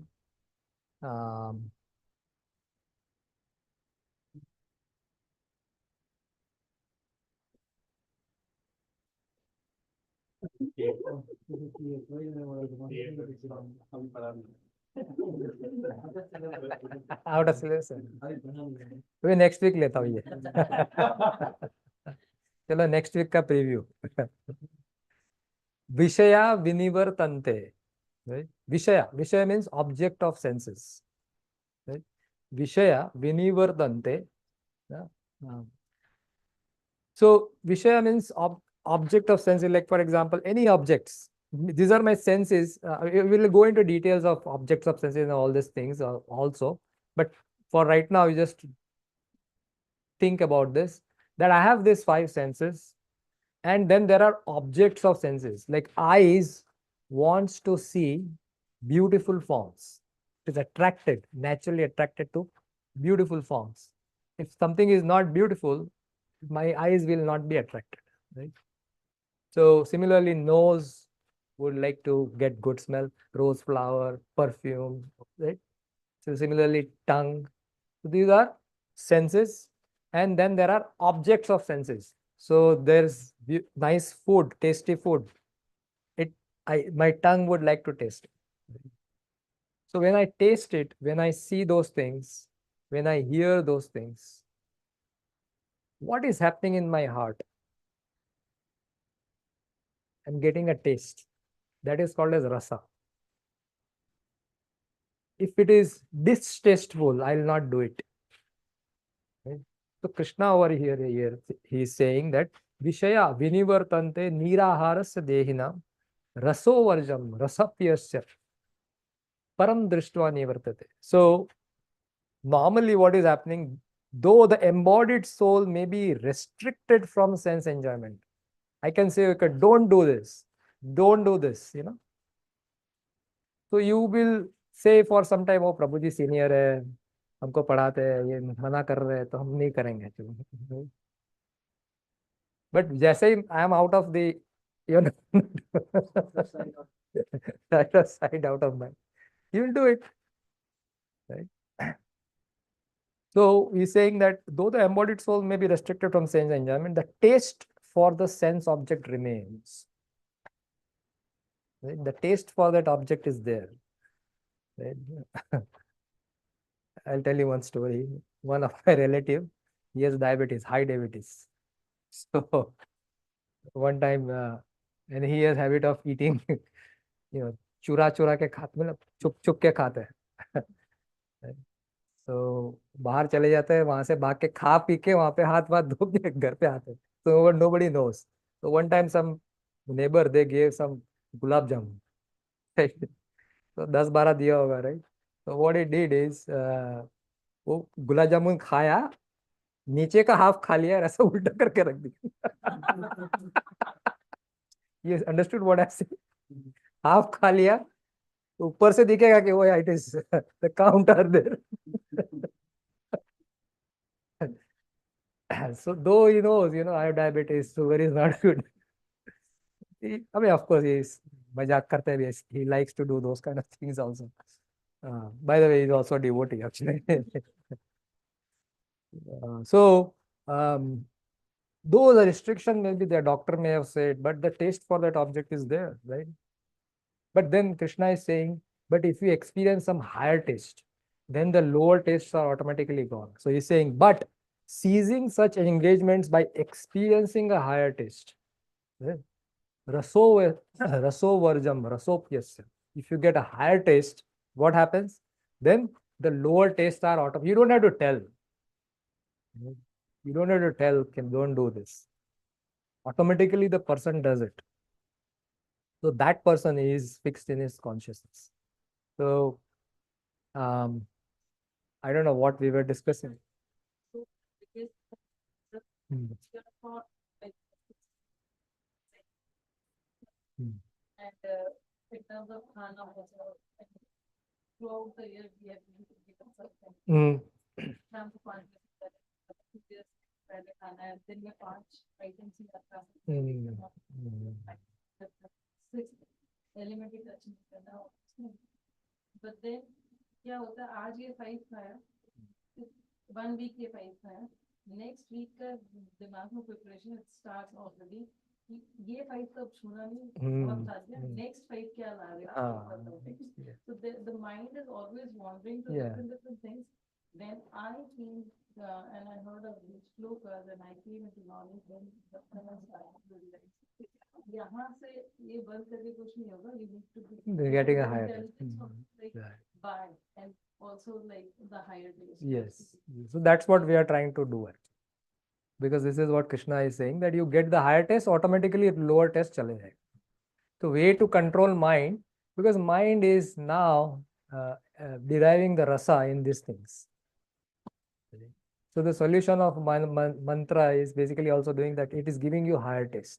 When you receive the higher taste, the lower tastes are gone. Automatically go. You don't have to even work for it. So for getting over the anartha nivritti, if you do artha pravritti, you focus on artha pravritti, anartha nivritti is the byproduct. Right? Because if you start seeing anarthas, oh, I have so many problems. I have anger, I have envy, I have jealousy, I have pride, I have lust. You start looking, it becomes, and sometimes you focus on that, it becomes bigger and bigger and bigger and bigger, and your mind will get totally confused. Right? Yes, Madhu, you want to share something? What you're saying is making me realize, yeah, we can't handle how many anarthas we have. Yeah, we have so many anarthas. But rather than focusing on anartha nivritti, you focus on artha pravritti. I was reading somewhere कि किसी एक class में कि we have all these anarthas, so if we try to just prohibit them, we can prohibit only for a certain time, but as soon as the time comes, it will again claw back. The same verse. We need to fill this with something. Yeah, something higher There's taste. also another one that says about artificial renunciation. Yeah. Forced renunciation. Falgu Vairagya. There they are using Anasachesya Vishayan, that is from whether there is a holes that are created by rain, whether there is a frog sitting, whether a snake sitting. Like frog is all, like snake is all your anarthas, and something on those lines. Like you have to, like there is always a snake in a hole that is created by rain, which are bad things, right? Like you need to get the snake out and fill it with the good things. Good things, yeah.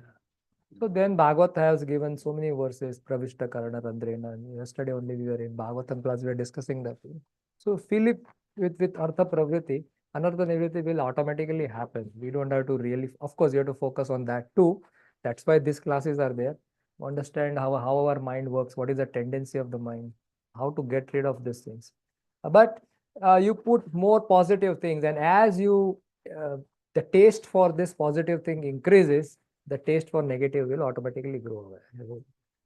We give a very simple example. हाथ में करताल है और नीचे मृदंगा पकड़ना है, तो you just try to focus on how to get the mridanga. The kartal will automatically drop. और हाथ में और कुछ है तो, so like that. Okay, so then Krishna tells Arjuna in the 36th that Krishna tells Arjuna that one has to control this mind, because it from beginning of chapter 6, it's all about mind control. And he gives all the formula, and then he says, Sucha Udesha means you have to go to a place, very secluded place. There you control the mind by doing this. A whole formula from 10th verse onwards, 6th chapter, 10th verse onward. He gives all the how to do the yoga. Right? And then by doing yoga, what happens? He goes through all these things. So Arjuna is saying that this looks really difficult actually. I can control wind, I can control fire, I can control many things, but controlling my mind, forget about it actually. I can't do it. I can't do it. So then Krishna gives this answer. He's saying asamsayo, right? It's very difficult for one whose mind is unbridled. He's saying that self-realization is a very difficult work, because mind is fickle. It keeps on moving. Right now it wants this, next time it wants this, third time it wants this, it's fickle. So it is very difficult for the Unbridled. Unbridled means जैसा घोड़े का लगाम नहीं होता, लगाम, घोड़े का लगाम होता है, तो अगर माइंड पे लगाम नहीं है तो mind will keep on wandering, यहाँ वहां घूमते रहे. For one whose mind is unbridled, self-realization is a difficult word, but whose mind is controlled and who strives by appropriate means is assured success. That is my opinion. So, if you control your mind by appropriate means through the recommendation in scriptures, then it is possible by practice and by detachment. Right? By practice and by detachment, it is possible. So then Srila Prabhupada, this is Srila Prabhupada saying, since mind is a product of the mode of good, and now don't go into technical details because we are going to go into and cover all these things. I'm just read it as a statement and we'll understand what is product of goodness and all these things. Since mind is a product of mode of goodness, it is fixed upon the Lord of the mind, which is Aniruddha. Then the mind can be changed to Krishna consciousness. Okay. It is stated by Narottam Das Thakur that we always have desires. Desires cannot be stopped. By no means one can stop desire flowing. It is automatically actually flowing. But if we transfer our desire to please the Supreme Personality of Godhead, that is the perfection of life. And as soon as the desire is transferred to the lording it over to the material nature, it becomes contaminated by the matter. So basically, if we try to enjoy in this world, which is lording over the material nature, it is contaminated. But if we engage our mind in service of Krishna, then we can control the mind. Now, we go into each and every detail of this. So don't think we are going to miss anything. We are going to go into a lot of details from various literatures. So just be patient. And then when we come and read these statements, it will be absolutely clear what is being said. Essential point is that the mind, which is contaminated by material attraction, has to be bridled and concentrated on the Supreme Personality of Godhead. So, Krishna in 7.2 is first saying, 7.1 is a very nice verse because that's the solution to develop attachment for Krishna. Actually, I should bring it up because it's a very nice verse.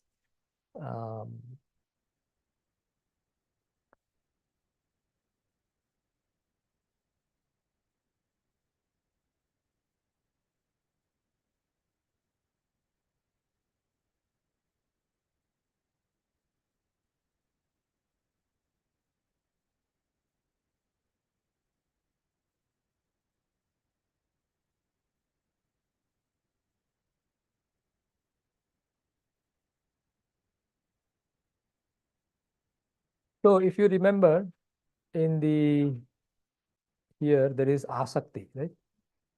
Asakti means attachment for Krishna. Do we have attachment for Krishna? No, don't laugh. You have some attachment. It's little, but there is. Otherwise, you will not be Friday evening. You will not be sitting here, right? So you have attachment. We all have attachment for Krishna, but we have not the attachment what is expected here. This is a very high level of attachment. So we have also asakti. We have also ruchi. We have also nishta, steadiness. Because every week you are doing it, there is steadiness, isn't it? Every week, some of you are driving some long distance. So there is steadiness, but here it is expected little more. And that happens naturally. See, whatever steadiness or whatever ruchi or whatever, you know, bhava probably we cannot have, but asakti which we have for Krishna, which we had like 6 months back, and now you can see there is a difference, little difference. And we should appreciate that. We should always appreciate that point that no, we are progressing to a little extent. We are not making leaps and bounds, but some thing is happening. Some changes are happening in our consciousness. So here 7.1, chapter 1 to 6 is Karma Yoga in Bhagavad Gita. Chapter 1 to 6 is talking about Karma Yoga leading to Bhakti. Chapter 13 to 18 is Jnana Yoga leading to Bhakti. Middle 6 chapter 7 to 12 is Bhakti, pure Bhakti. So in the 6th chapter, Krishna over here is saying that, by appropriate means.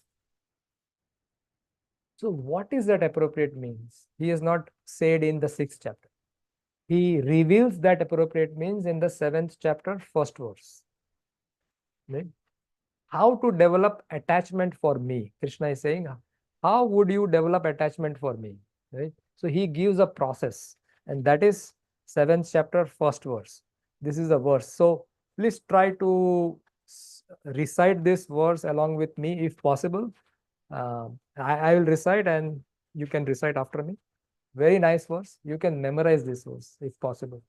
Shri Bhagavan Vacha Maya Sakta Mana Partha Yogam Yunjan Madashraya Asamsayam Samagram Mam Yatyagyasasi Tat Shrino. Shri Bhagavan Vacha means Krishna is speaking, right? How do we develop, or how will you develop attachment for me, right? So he gives the solution himself, right in the very first verse of the Bhakti section. This is the way to develop attachment for me, Krishna is saying. So first he is saying, Tat Shrinu, hear about me. Right? This is step number 1. Tat Shrinu, hear about me. Right now, what you are doing is hearing about Krishna, right? So when you hear about Krishna, what happens? So then he is saying you gain knowledge, samagram mam, you come to know more about me. So that is, you gain knowledge. When you gain knowledge, what happens? There is a gradual change in consciousness. Our consciousness is right now materialized. So at least for this 2 to 3 hours sitting here, we are thinking about Krishna. Isn't it? So you gain more knowledge about Krishna. That is samagram mam. After that, what happens? So then actually I have a lot of doubts about Krishna. Did Krishna really lifted Govardhan hill? Did Krishna, steal butter? वो तो चोर हो गया फिर, नहीं? चोरी करते थे भगवान, चोरी करते थे, खुद के घर में ही चोरी करते थे, ऐसे कैसे भगवान है? Right? We may think like this. So they have doubts. So when we gain knowledge, gradually our doubts, we become free from our doubts. So he is using the term for that, asamsayam, become free from doubt. Now, when we become free from doubt, doubt is the thing which is holding us from going closer to Krishna. Krishna is here and we are here, and the doubt is sitting in the middle. Will he be able to protect me? Will he be able to give me sharan? So these kind of doubts are there in the mind.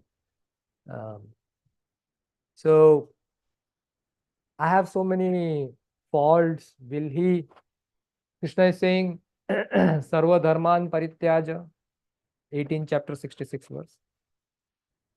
Sarva Dharman Parityaja. Give up all kind of dharmas. Then he's saying, Maam Ekam. Let me show you the verse.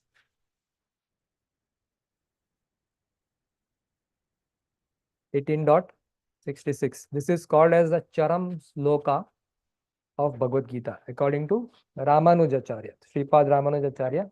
He is the Acharya, one of the topmost Acharya in Sri Sampradaya. Our Sampradaya is Gaudiya Sampradaya.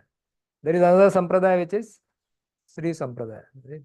Our goal is, again, जोर से, clear होना चाहिए mind.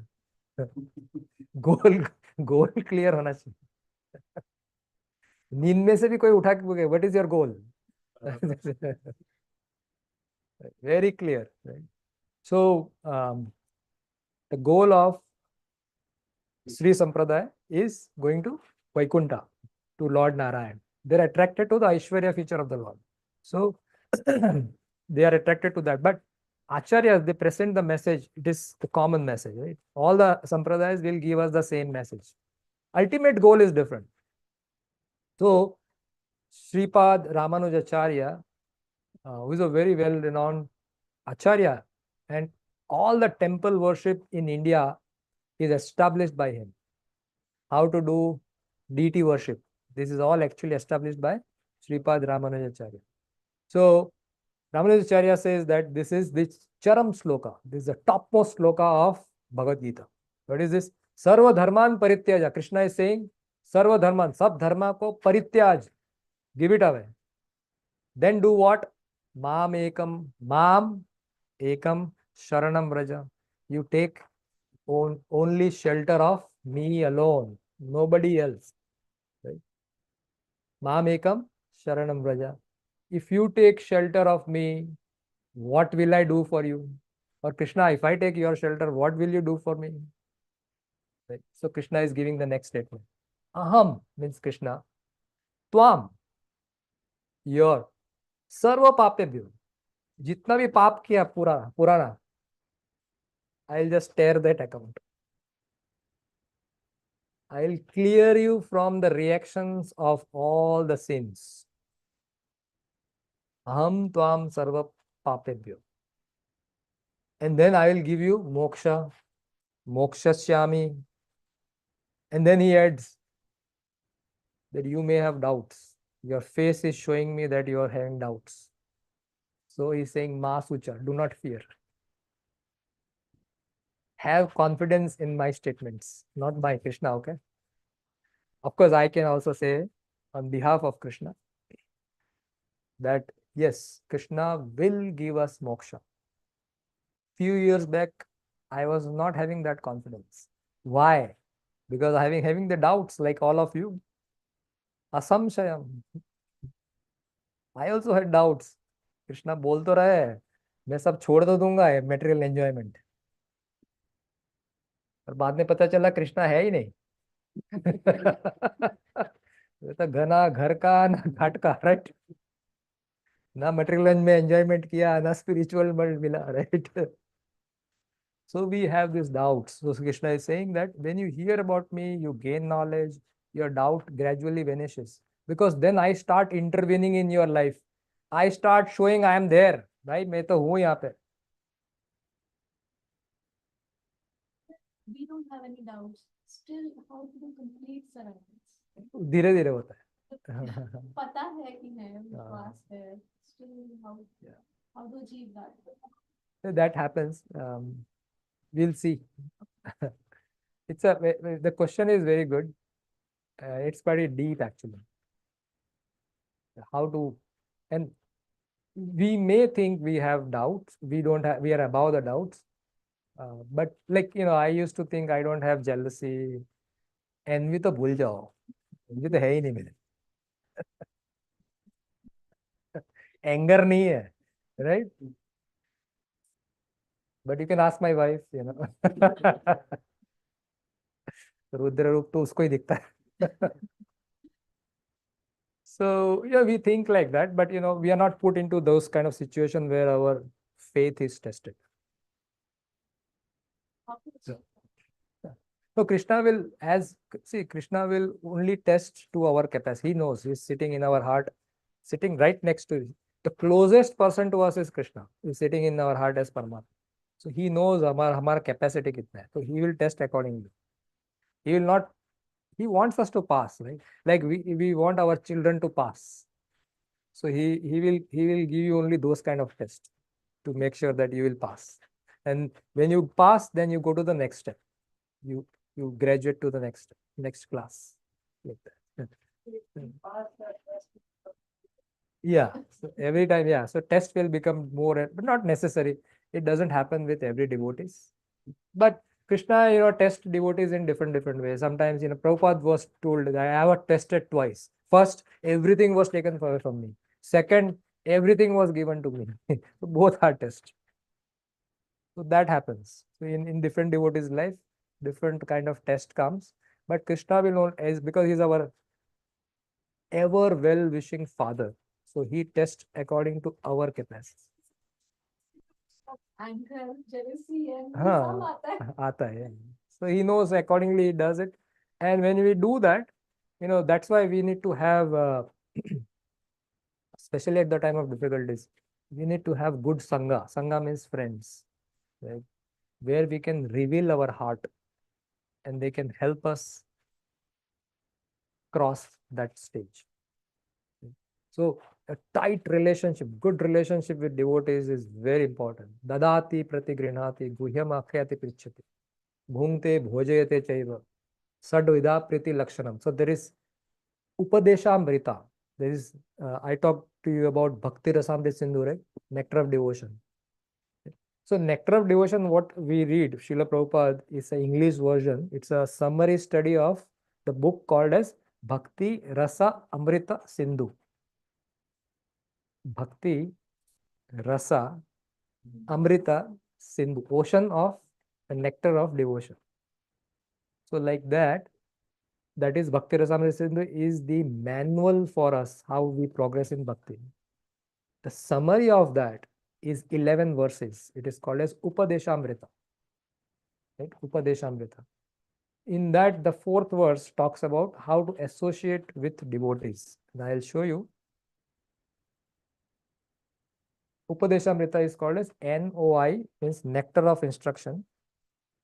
Verse number 4.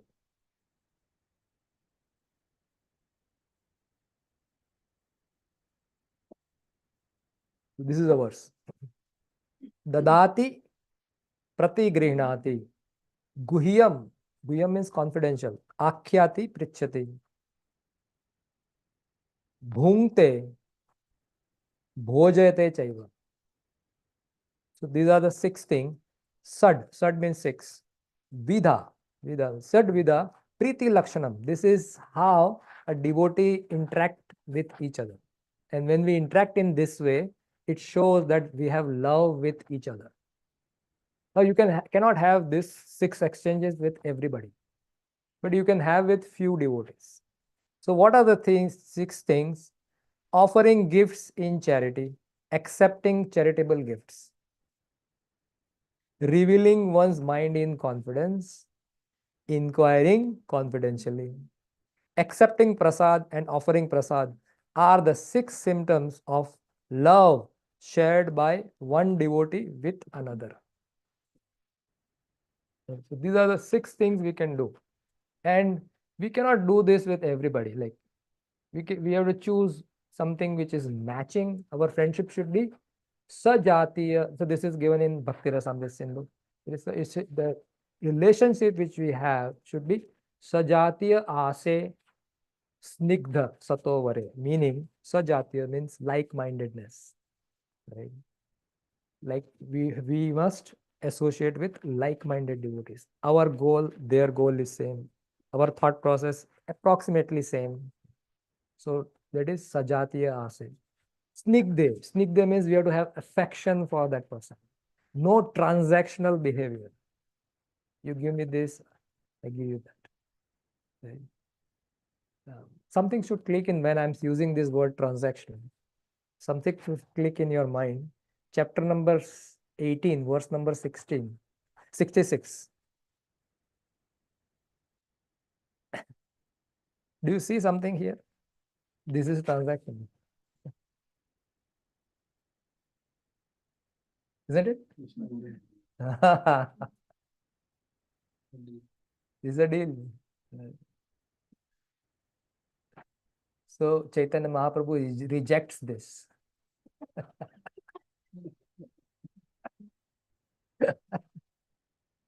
He rejects Charan Sloka. He says, Eho Bahya. There is a discussion. Huh? There's a discussion between Ramananda Rai and Chaitanya Mahaprabhu. So he's asking about the goal of life. It's in Madhya Lila. So when he speaks that this is the goal of life, he said this is bahya. This is this is external. This is lower. इसको side में रखो. आगे का हो are. Anything which you can good you can tell me. So see, this is top in Bhagavad Gita, but this is external according to Lord Chaitanya because this is transactional. You have to get above this transaction. I give you this, you give me. No. Krishna's definition of love, right? You want to see Krishna's definition of love?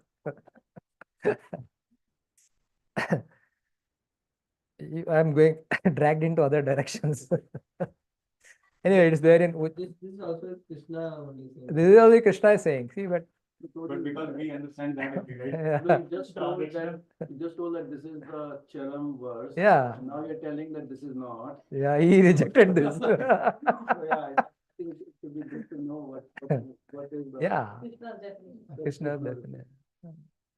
Actually, one Vaishnava once said to this channel, Chaitanya is Gaudiya Vaishnava. For Gaudiya Vaishnava, this is not Chait. This is not the thing. The- So means whether it is Charam or not, but Krishna is saying, and this is the conclusion part of Bhagavad Gita, right?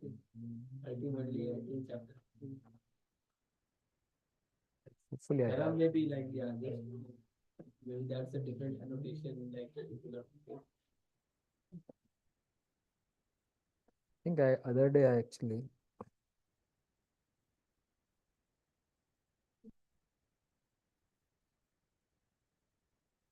I think in one of the classes, some which happened in the temple, they were saying to not ex expect for much.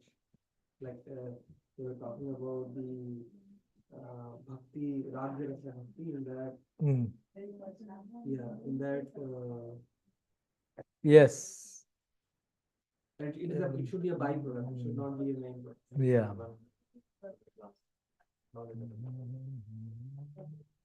Maybe that sloka 66 was focusing on only our Yeah, it's nivritti, like kind of like all of our going away, right? yeah. So that should not be the goal, probably. Yeah. So we should not trade just for that. Yeah, I think love, the definition of, because when we use the word love, the love for me, one word is there, that for other person, other definitions are there. So this is there in Ujjwala Neelamani. This is a book called as Ujjwala Neelamani, given by Srila Rupa Goswami. So there is Bhakti Rasamrit Sindhu. In Bhakti Rasamrit Sindhu, there are 4 sections: southern, eastern, northern, western, like that, right? So Bhakti Rasa is the taste of bhakti, the rasa which is derived when you engage in the process of bhakti, right? So in that, the southern section talks about different kind of rasas, and there are so many rasas actually. Rasas means mellow. So in total there are 12 rasas, but if you see the elements of rasa, it's a huge. There's so much details given. Therefore, Bhakti Rasamrita is Sindhu is the ocean of the nectar of devotion. Right? It discusses so many things, and the devotees, when they even talk or even in they exchange their eyes to eye contact with Krishna, so many things are going on. Acharyas, they write purports and pages of purports. What is going on in their mind? The point is, there is something derived in exchange with Krishna. That is called as rasa, the taste. Right? This is mellows. So Krishna's definition of love is when there is every reason for the love to be destroyed, and still it does not. Rather, the love keeps on increasing is the pure love. So this is from Krishna's point of view, the definition of love. As pure love intensifies, the ever new glimpse of the beloved appears with the passage of time. Now, there are some few verses before this and after this. The point I am trying to explain over here is when the living entity decides to go away from Krishna, right? Then you think in terms of that, that there is every reason for Krishna to break that relationship, isn't it? Because we are saying, "Oh, we don't want you." Does Krishna does what is he doing? He creates a whole new region for us. He expands himself as Purusha avatars, Mahavishnu, Garbhodakshay Vishnu, Shirodakshay Vishnu. Then he himself comes to revive that relationship. He's trying his best. We are trying our best. You know, stay away from me. He's trying his best to come back. Right? So there is every reason for Krishna to break it. He still doesn't do it. This is love. This is pure love. Right? So in Siksastakam, there is one verse. Right? What is that verse? Ashishya.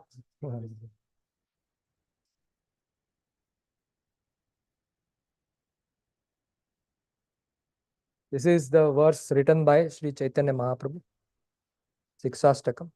In Bengali, it is called Sikhastakam. Sikhastakam. So this is the verse.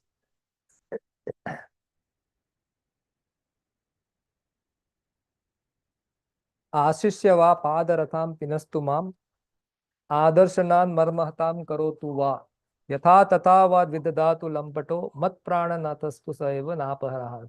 I know no one but Krishna as my Lord, and he shall remain so, even if he handles me roughly by his embrace or makes me broken-hearted by not being present before me.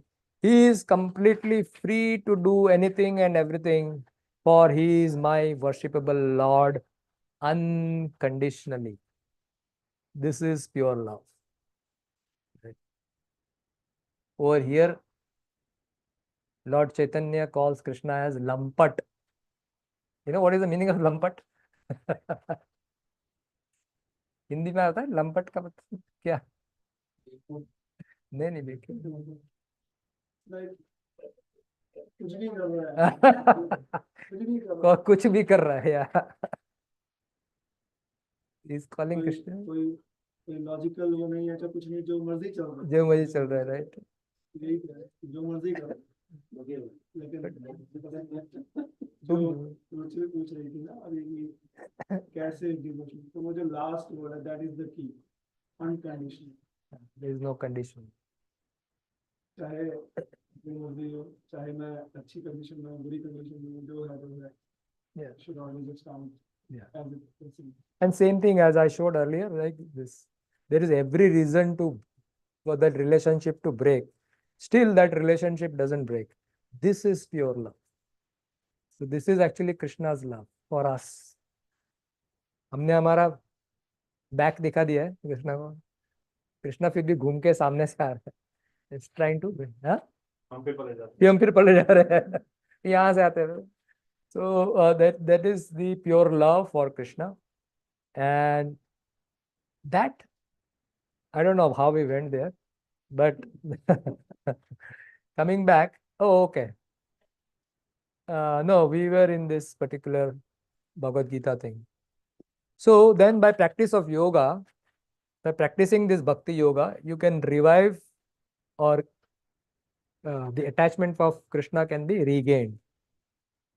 So again, then the mind will gradually get attached to Krishna. So we hear about Krishna, that will change, gain knowledge, it will change in consciousness. We become free from doubt. And when we become free from doubt, we want to take shelter of Krishna, which is Mad Ashraya. And then we inquire about the process. The process is chanting of Hare Krishna Mahamantra, Yogam Yunjan. So we practice this yoga process, Bhakti yoga process, Navada Bhakti. When we practice this Navada Bhakti, slowly our attachment for Krishna increases. Again, here, gain knowledge, same process continues. And as we keep continuing that process, our attachment for Krishna keeps on increasing and increasing and increasing. And so like that, this is the very first verse of chapter 7, verse 1. And then Krishna says, then I am going to explain you this with the knowledge I'm going to give you is I'm going to give you the phenomenal as well as the numinous knowledge. Jnanam teham savijnanam idam vyakshami asesatah yad gyatva neha bhuyo anyaj gyatyayam avasishyate. I shall now declare unto you this knowledge in both in full, which is phenomenal and numinous. What is phenomenal? Phenomenal means जो मुझे दिख रहा है. Like you take a book and you see the book cover, pages, letters. This is phenomenal knowledge about the book. But is it the book? No, there is a content in the book. वो पढ़ना पड़ेगा हमको. So that is numinous knowledge, which is not seen. There is a purpose of writing that book. That black and white letters are written. There is a purpose of writing that book. And the purpose is the real thing about the book. Right? So there is a physical aspect of the book. There is a numinous aspect. Why this book was written? What is the content of the book? So we read about the Bhagavata's cosmology. So we saw that, we see the earth, moon, sun. So we see all these things. So this is a physical world. But what is the purpose of creating all these things? So Krishna is saying that I'm going to tell you this. And he's saying that after knowing both of them, the purpose as well as the physical world which you see, after knowing both of them, there is nothing more to be known. So this being known, nothing further shall for you to remain to know, basically. So it covers everything. So then in the 13th chapter, he talks about that because of our desire to enjoy, we are going through multiple cycles. Purusha prakritistohi, this is a verse. The living entity is taking various birth. But in all this birth and death, all this cycle, the living entity is stuck in this world through one thing, which is the mind. So in all these species, different kind of equipments are provided. Certain kind of eyes, certain kind of nose, certain kind of ears are given to that living entity based on the body. A human won't have a dog ear. Dog can hear and smell better than us. Right? So this is how the living entity's journey is continuing, and it is getting different kind of this 5 things: eyes, ears, nose, tongue, skin. Right? 5 things: eyes, ear, nose, tongue, and skin. But the connection happens in the mind. The central processing unit is mind. Right?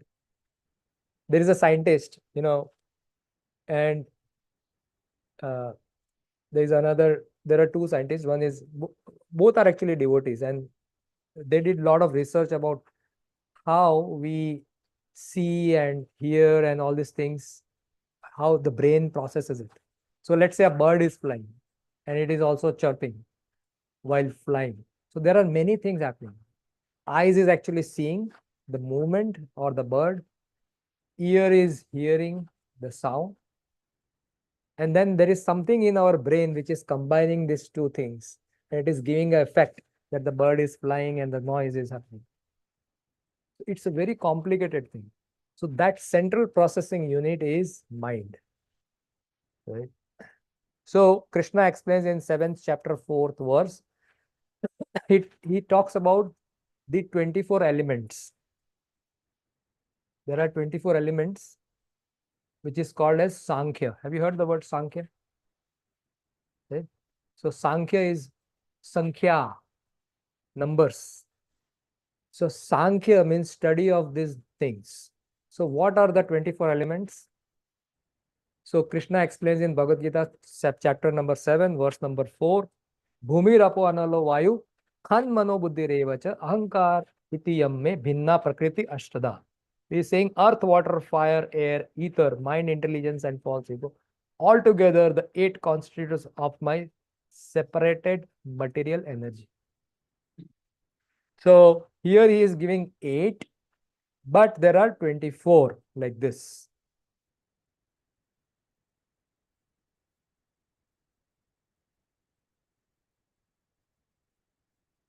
This is called as Sankhya. Now there are 24 Sankhya, there are 25 Sankhya, there are 26 Sankhya, and then there is a Bhagavad Sankhya. So 26 Sankhya is generally considered as Bhagavad Sankhya. Sankhya means numbers. So when we say 24, what is 24? So 24 means this 5, this 5, this 5, this 5, how much? 20 plus this 4, 4. Then this 5. So there are certain things added and certain things subtracted at certain way we see the things. So therefore there are the 24 Sankhya, 25 Sankhya, 26 Sankhya, but the base elements are same. This 20 are same. So what are these 25 gross elements? Anything you see around is covered in this 5. There is nothing beyond this 5. Earth, water, fire, air, and space. Ether means space. So this is called as Panchabhuta. This Sanskrit is written here, Panchabhuta. And then there is Jnanendriya. Jnanendriya means knowledge acquiring senses. We acquire knowledge through that Jnanendriya, which is the senses, eyes, ears, nose, tongue, and skin. Right? Now, from eyes, what do we see? So that is, we see a form. We see a home or a person or an object. So that is called as Vishaya. Excuse me. And then there are Karmendriya, working senses, hands, legs, voice, anus, and genitals. So eyes will see form, means eyes will see form. The Sanskrit term of that form is Rupa. Rupa, Shabda, Gandha, Rasa, Sparsha. Right? Form, sound, smell, taste, and touch. So there are 5 senses, and then there are objects of senses. So these are called as Vishaya. Vishaya chadila kobe suddha man. Right? Vishaya means objects of senses. And then there are working senses, eyes, ears, everybody has this, right? And so these are gross elements. This falls under Stula Sarira. And then there is Suksa Smarila. So that is Chitta, Mana, Buddhi, Ahankar. So this is total 24. Then there is 25, the soul is added. 26, Paramatma is added. So this is how 26 Sankhya.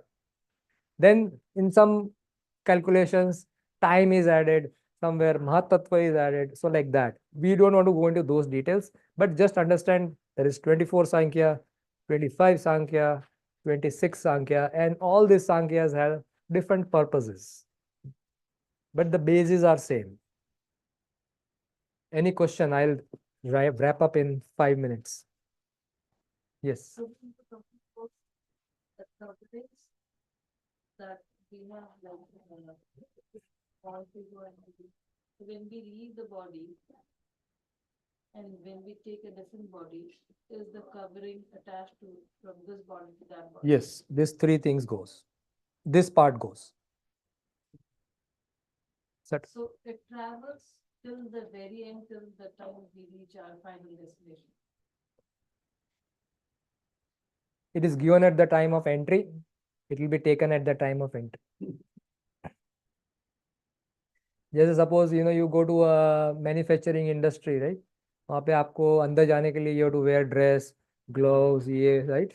चश्मा, then you टोपी, then you go inside, you see the things, then you come back, बाद भी वहाँ पे छोड़ के वापस आना है. But Prabhu, अगर जैसे currently I'm in body and I have this covering. Next birth, if I go to animalistic or whatever body, so ये covering, how does it align to that? We'll study that. We'll go into all your questions will be answered. We'll go into a section called as discussing the Antahakaran, how it works. And there we will discuss about asmita, right? Avidya, asmita, raga, dvesha, abhinivesh. These are the 5 things in which the soul is covered and then it is controlled. Okay. So I think I'll stop here. So now, so psychology is a subject actually which discusses about mind, a study of mind. Right? And then equally we have Vedic psychology. In Vedic psychology, it's not only about mind, but there are so many things that are covered. We are going to cover each and everything which is written here. So we are going to talk about soul, we are going to talk about body, we are going to talk about mind, intelligence, false ego, senses, consciousness, heart, emotion, thoughts, thinking, feeling, willing, action, behavior, heart, desire, memory, perception, modes, and many more. So unless you understand whole thing, then we'll not understand the working of the mind, because mind does many things. So we have to understand holistically.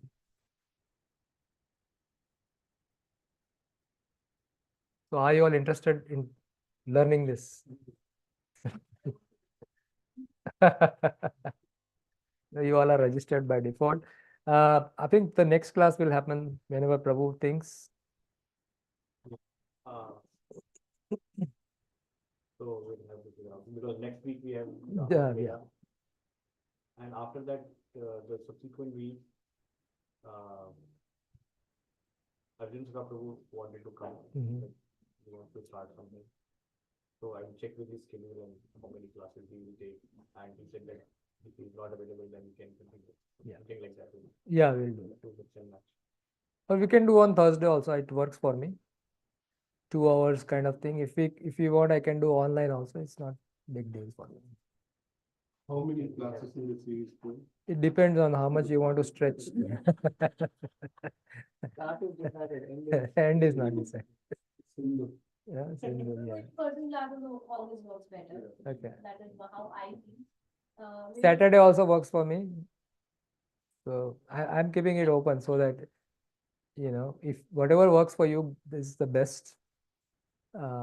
In person is the best actually, because we can have a lot of Q&A, a lot of things can happen. Yeah, so we'll figure out. We'll speak to Arjun Prabhu, and depending on the schedule, we'll keep you posted. But I'm guessing like three to three classes at least. Because I think I was planning to complete mine today, but we went into so many directions. I think recap was very long. No, recap was needed in order to explain what is the mind. Mind ke kyun padna hai? Why really want to study about the anatomy of mind? Because with mind, see, when the Western study, they will say, oh, mind means psychology, means they study only few aspects of it. But if I go into the details of Vedic psychology, it has so many aspects. It has a lot of other aspects, and we need to cover through all the angle in really to understand the purpose behind understanding mind, manastrayate with the mantra, why deliverance of mind is required, how things are, how the input happens, how the processing happens, how the output happens, how the clearance of things will happen. So it's a very detailed study, because we are covering from at least 15-20 different books, not just happening from 1 or 2 books. So therefore the study is very deep. So, Prabhu, in very short, if you have to understand the difference between the three elements, at least mind, intelligence, and chitta, what would that be? Okay. So chitta over here you see is a contaminated consciousness. Right? Written, right?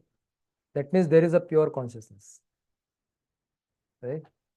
So a chitta means at this, so for the best example I can give you is this light. So this light is a pure white light, correct? All of our same page, okay. उसके ऊपर मैंने एक red film लगा दिया, तो अभी क्या होगा, लाइट रेड हो गया, right? So that film is the layer of false ego. So anything beyond that film will be all red. But still there is a pure consciousness.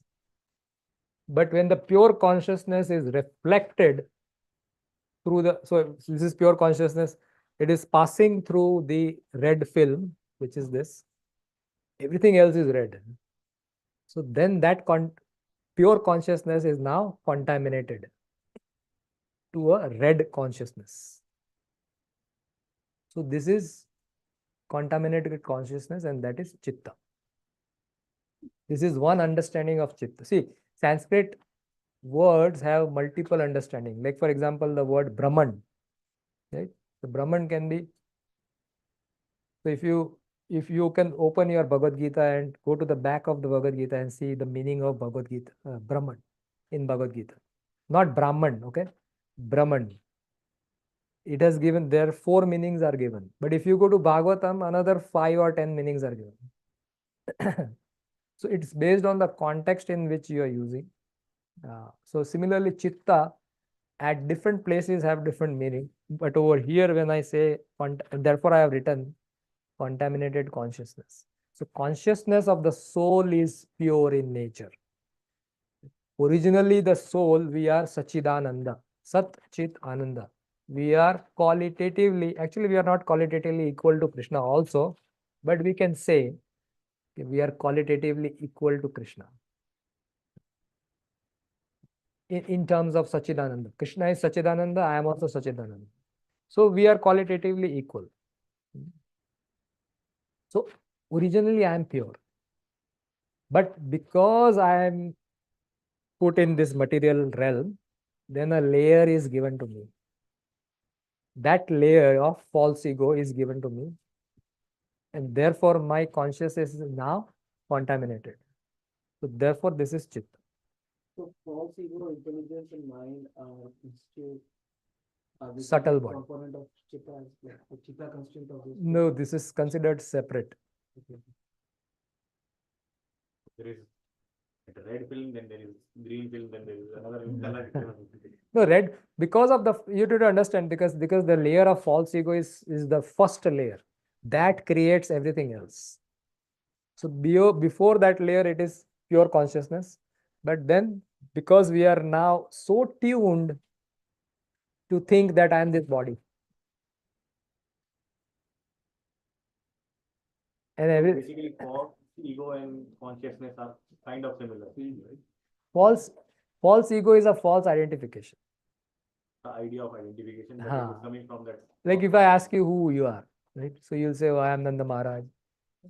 My family is this, my wife's name is this, my child name is this, I work here, I have this car, I have this house, this is where I live, these are my parents. So this is not incorrect identification of yours. It is not it, but it's a temporary. So therefore it is for this period of time which you are going to live in this material realm, material world. I'm sure material realm, because last life hona chahiye. So let's say in this life, whatever time period you are living here, that is your identification for this many years.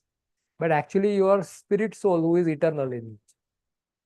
So you are wrongfully identifying yourself that I am this, I am that, So this is false ego. Ahankar. And like all jivas, like say a tree also will have a false. Yes, yes. And it also will have like. Tree identify itself as tree. A dog is thinking I am dog. A pig is thinking I am pig. A cat is thinking I am cat. So that training is given to make them think like this. Because let's say I have to become a dog in next life.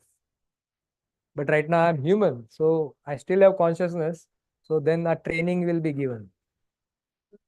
Yeah, otherwise I'll act like a human. Probably intelligence, like when you say intelligence.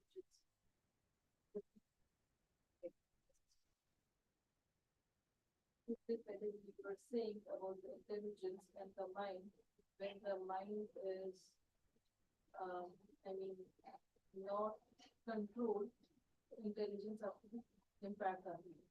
But once you have a controlled mind, then you can intelligently make The purpose of intelligence is for the purpose of making decisions. Should I do it or not? To make a choice. Right? But when we are conditioned, we think, is it going to give happiness to my senses? Intelligence thinks in that way. If it doesn't give happiness to my senses, I will not do it. For example, मुझे मीठा खाना अच्छा लगता है, but मेरा दांत दुख रहा है, right? तो जैसे यहाँ तक लेके आया, बोला नहीं यार चलो कल रात को खाया था दुख रहा है, so I'll keep it back. और ठंडा पानी, right? Teeth is aching, then as soon as somebody gives me water with ice, as soon as I see that, immediately the intelligence tells you have a problem with your tooth. Don't drink this water. It's going to be against your sense gratification. It is going to hurt your tooth. And Prabhu, like sometime back we learned about like mind is unbridled and we want to bridle. So is that intelligence going to help in bridling it or something? Yes. Yeah, in English and Hindi, I was previously very confused because in here mind and intelligence are two different things. Two separate things. And in Hindi, man buddhi, and buddhi is intelligence and man is mind. So yeah, But, same. Yeah, but earlier I used to think that mind is buddhi. No, Right? no, In no. English, No, these are two separate things. Their job is also separate. So subtle elements, there are four things.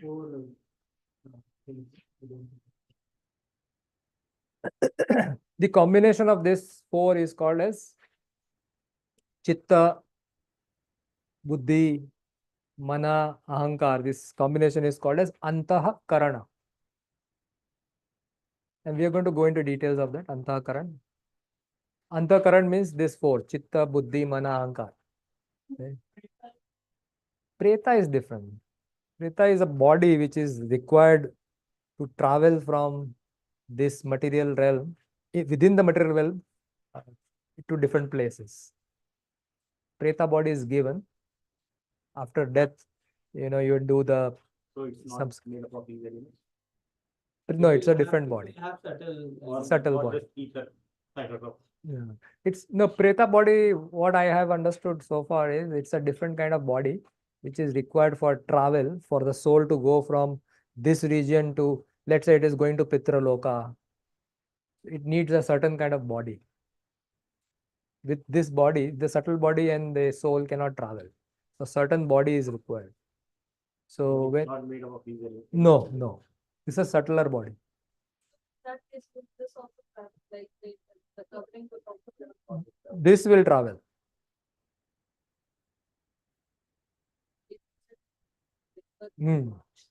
So a Preta body will not be indulged in any Vishaya or anything. It will. Yeah. Then you're saying it's not made up of. It is not made up of this, but it will it will be engaged in things. So let's say it is traveling, it takes traveling. If you read Garuda Purana, Garuda Purana में ये दिया हुआ है. It will be tempted to go sweet. So it is given food at various places. It's a travel. It's going from one place to another, right? So in the traveling, you need food, you need rest, all these kind of things you need, right? So first of all, you need a body. If you don't have a body, you cannot go. So a Preta body is needed. And then that body travels, it goes through the journey. It takes food. That means that body also can be indulged in Vishayas like our body. Yeah. But not gross, subtle. But the problem with the Preta body is the Preta body will experience the pain same as this gross body, but it will not die. So let's say somebody is throwing the Preta body from mountain. The Preta body will experience the pain, but it will not die. You see? And not everybody while traveling gets another form. Now you have taken bhakti, so you are beyond all this. You don't go through the same path. So Preta body will also have senses. Eye, ear, nose. Subtle. So how many kinds of bodies we have? Like the gross body, like we made of Panchatattva, then there is Preta body, and spiritual body is also there, which Yeah. has spiritual senses. Spiritual senses. When we Internal go about- senses we have. We have internal senses also. When we go to the mind in details of mind, we'll there are internal senses. There are external senses, but there are internal senses also. The upper planetary bodies, like, when Swarga, that is not made of Panchabhuta, right? They are made of Panchabhuta, but the ratio is different. less gross. Less gross, more subtle.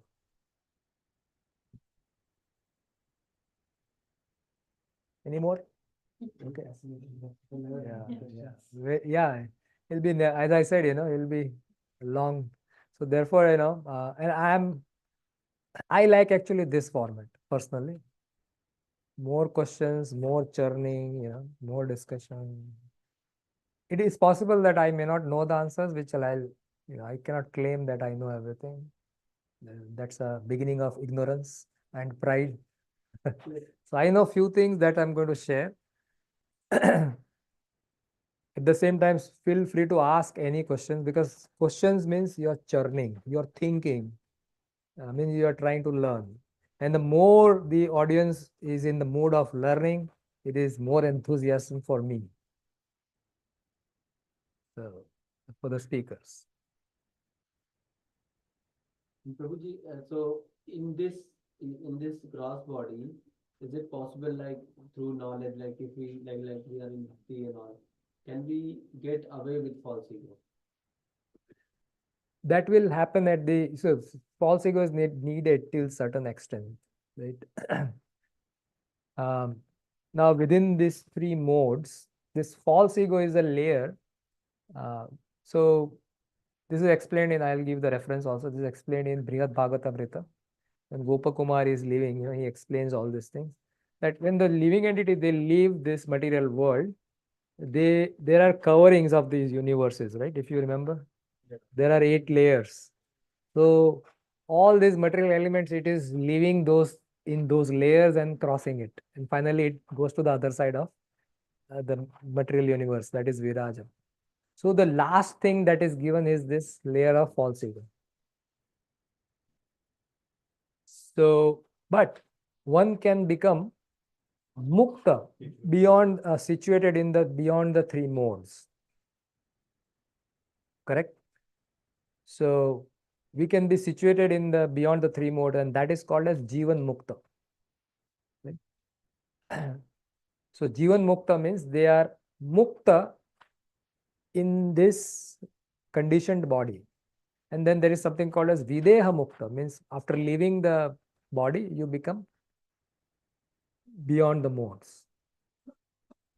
So Jivan Mukta means one has gone beyond the 3 modes. Now 3 modes is a very unique to our Vedic literature. It is not available in any other literatures. Like you say Christianity or any other things, you will not find these 3 modes. 3 modes is only there in the Vedic literatures. And it is very fascinating how everything can be categorized into 3 modes. And Krishna has spent 2.5 chapters almost in Bhagavad Gita just discussing these modes. So it is so important. Chapter number 14, right, onwards up to 18, he discusses these 3 modes into details. Everything we see around us can be categorized into 3 modes. But it is not for us to judge other people. Oh, you are in ignorance. Oh, you are in passion. We cannot say like that. It is for our purification. So we see internally. Anything else?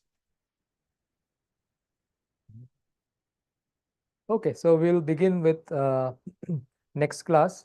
As I said, these are the topics we are going to cover, and there is a lot you can see, and even more than this. So we'll start with definition of mind, and then we are going to go into the workings of the mind, starting with how things goes inside the mind, how it is processed. There are 6 stages defined. What happens in each and every stage, we are going to see that. And then we'll see a complete understanding of how mind works. So once we understand that, then we'll focus on consciousness and how things related to mind. So mind will become center, and then we'll move around with other things, how it interacts with mind, and how we can actually get out of this cycle using our mind. Okay, thank you so much. ग्रंथराज Shrimad Bhagavatam की जय, श्रीमद् भगवद गीता की जय, श्रील विश्वनाथ चक्रवर्ती ठाकुर की जय, जगत गुरु श्रील प्रभुपाद की जय, गौर प्रेमानंदे हरि हरि बोल।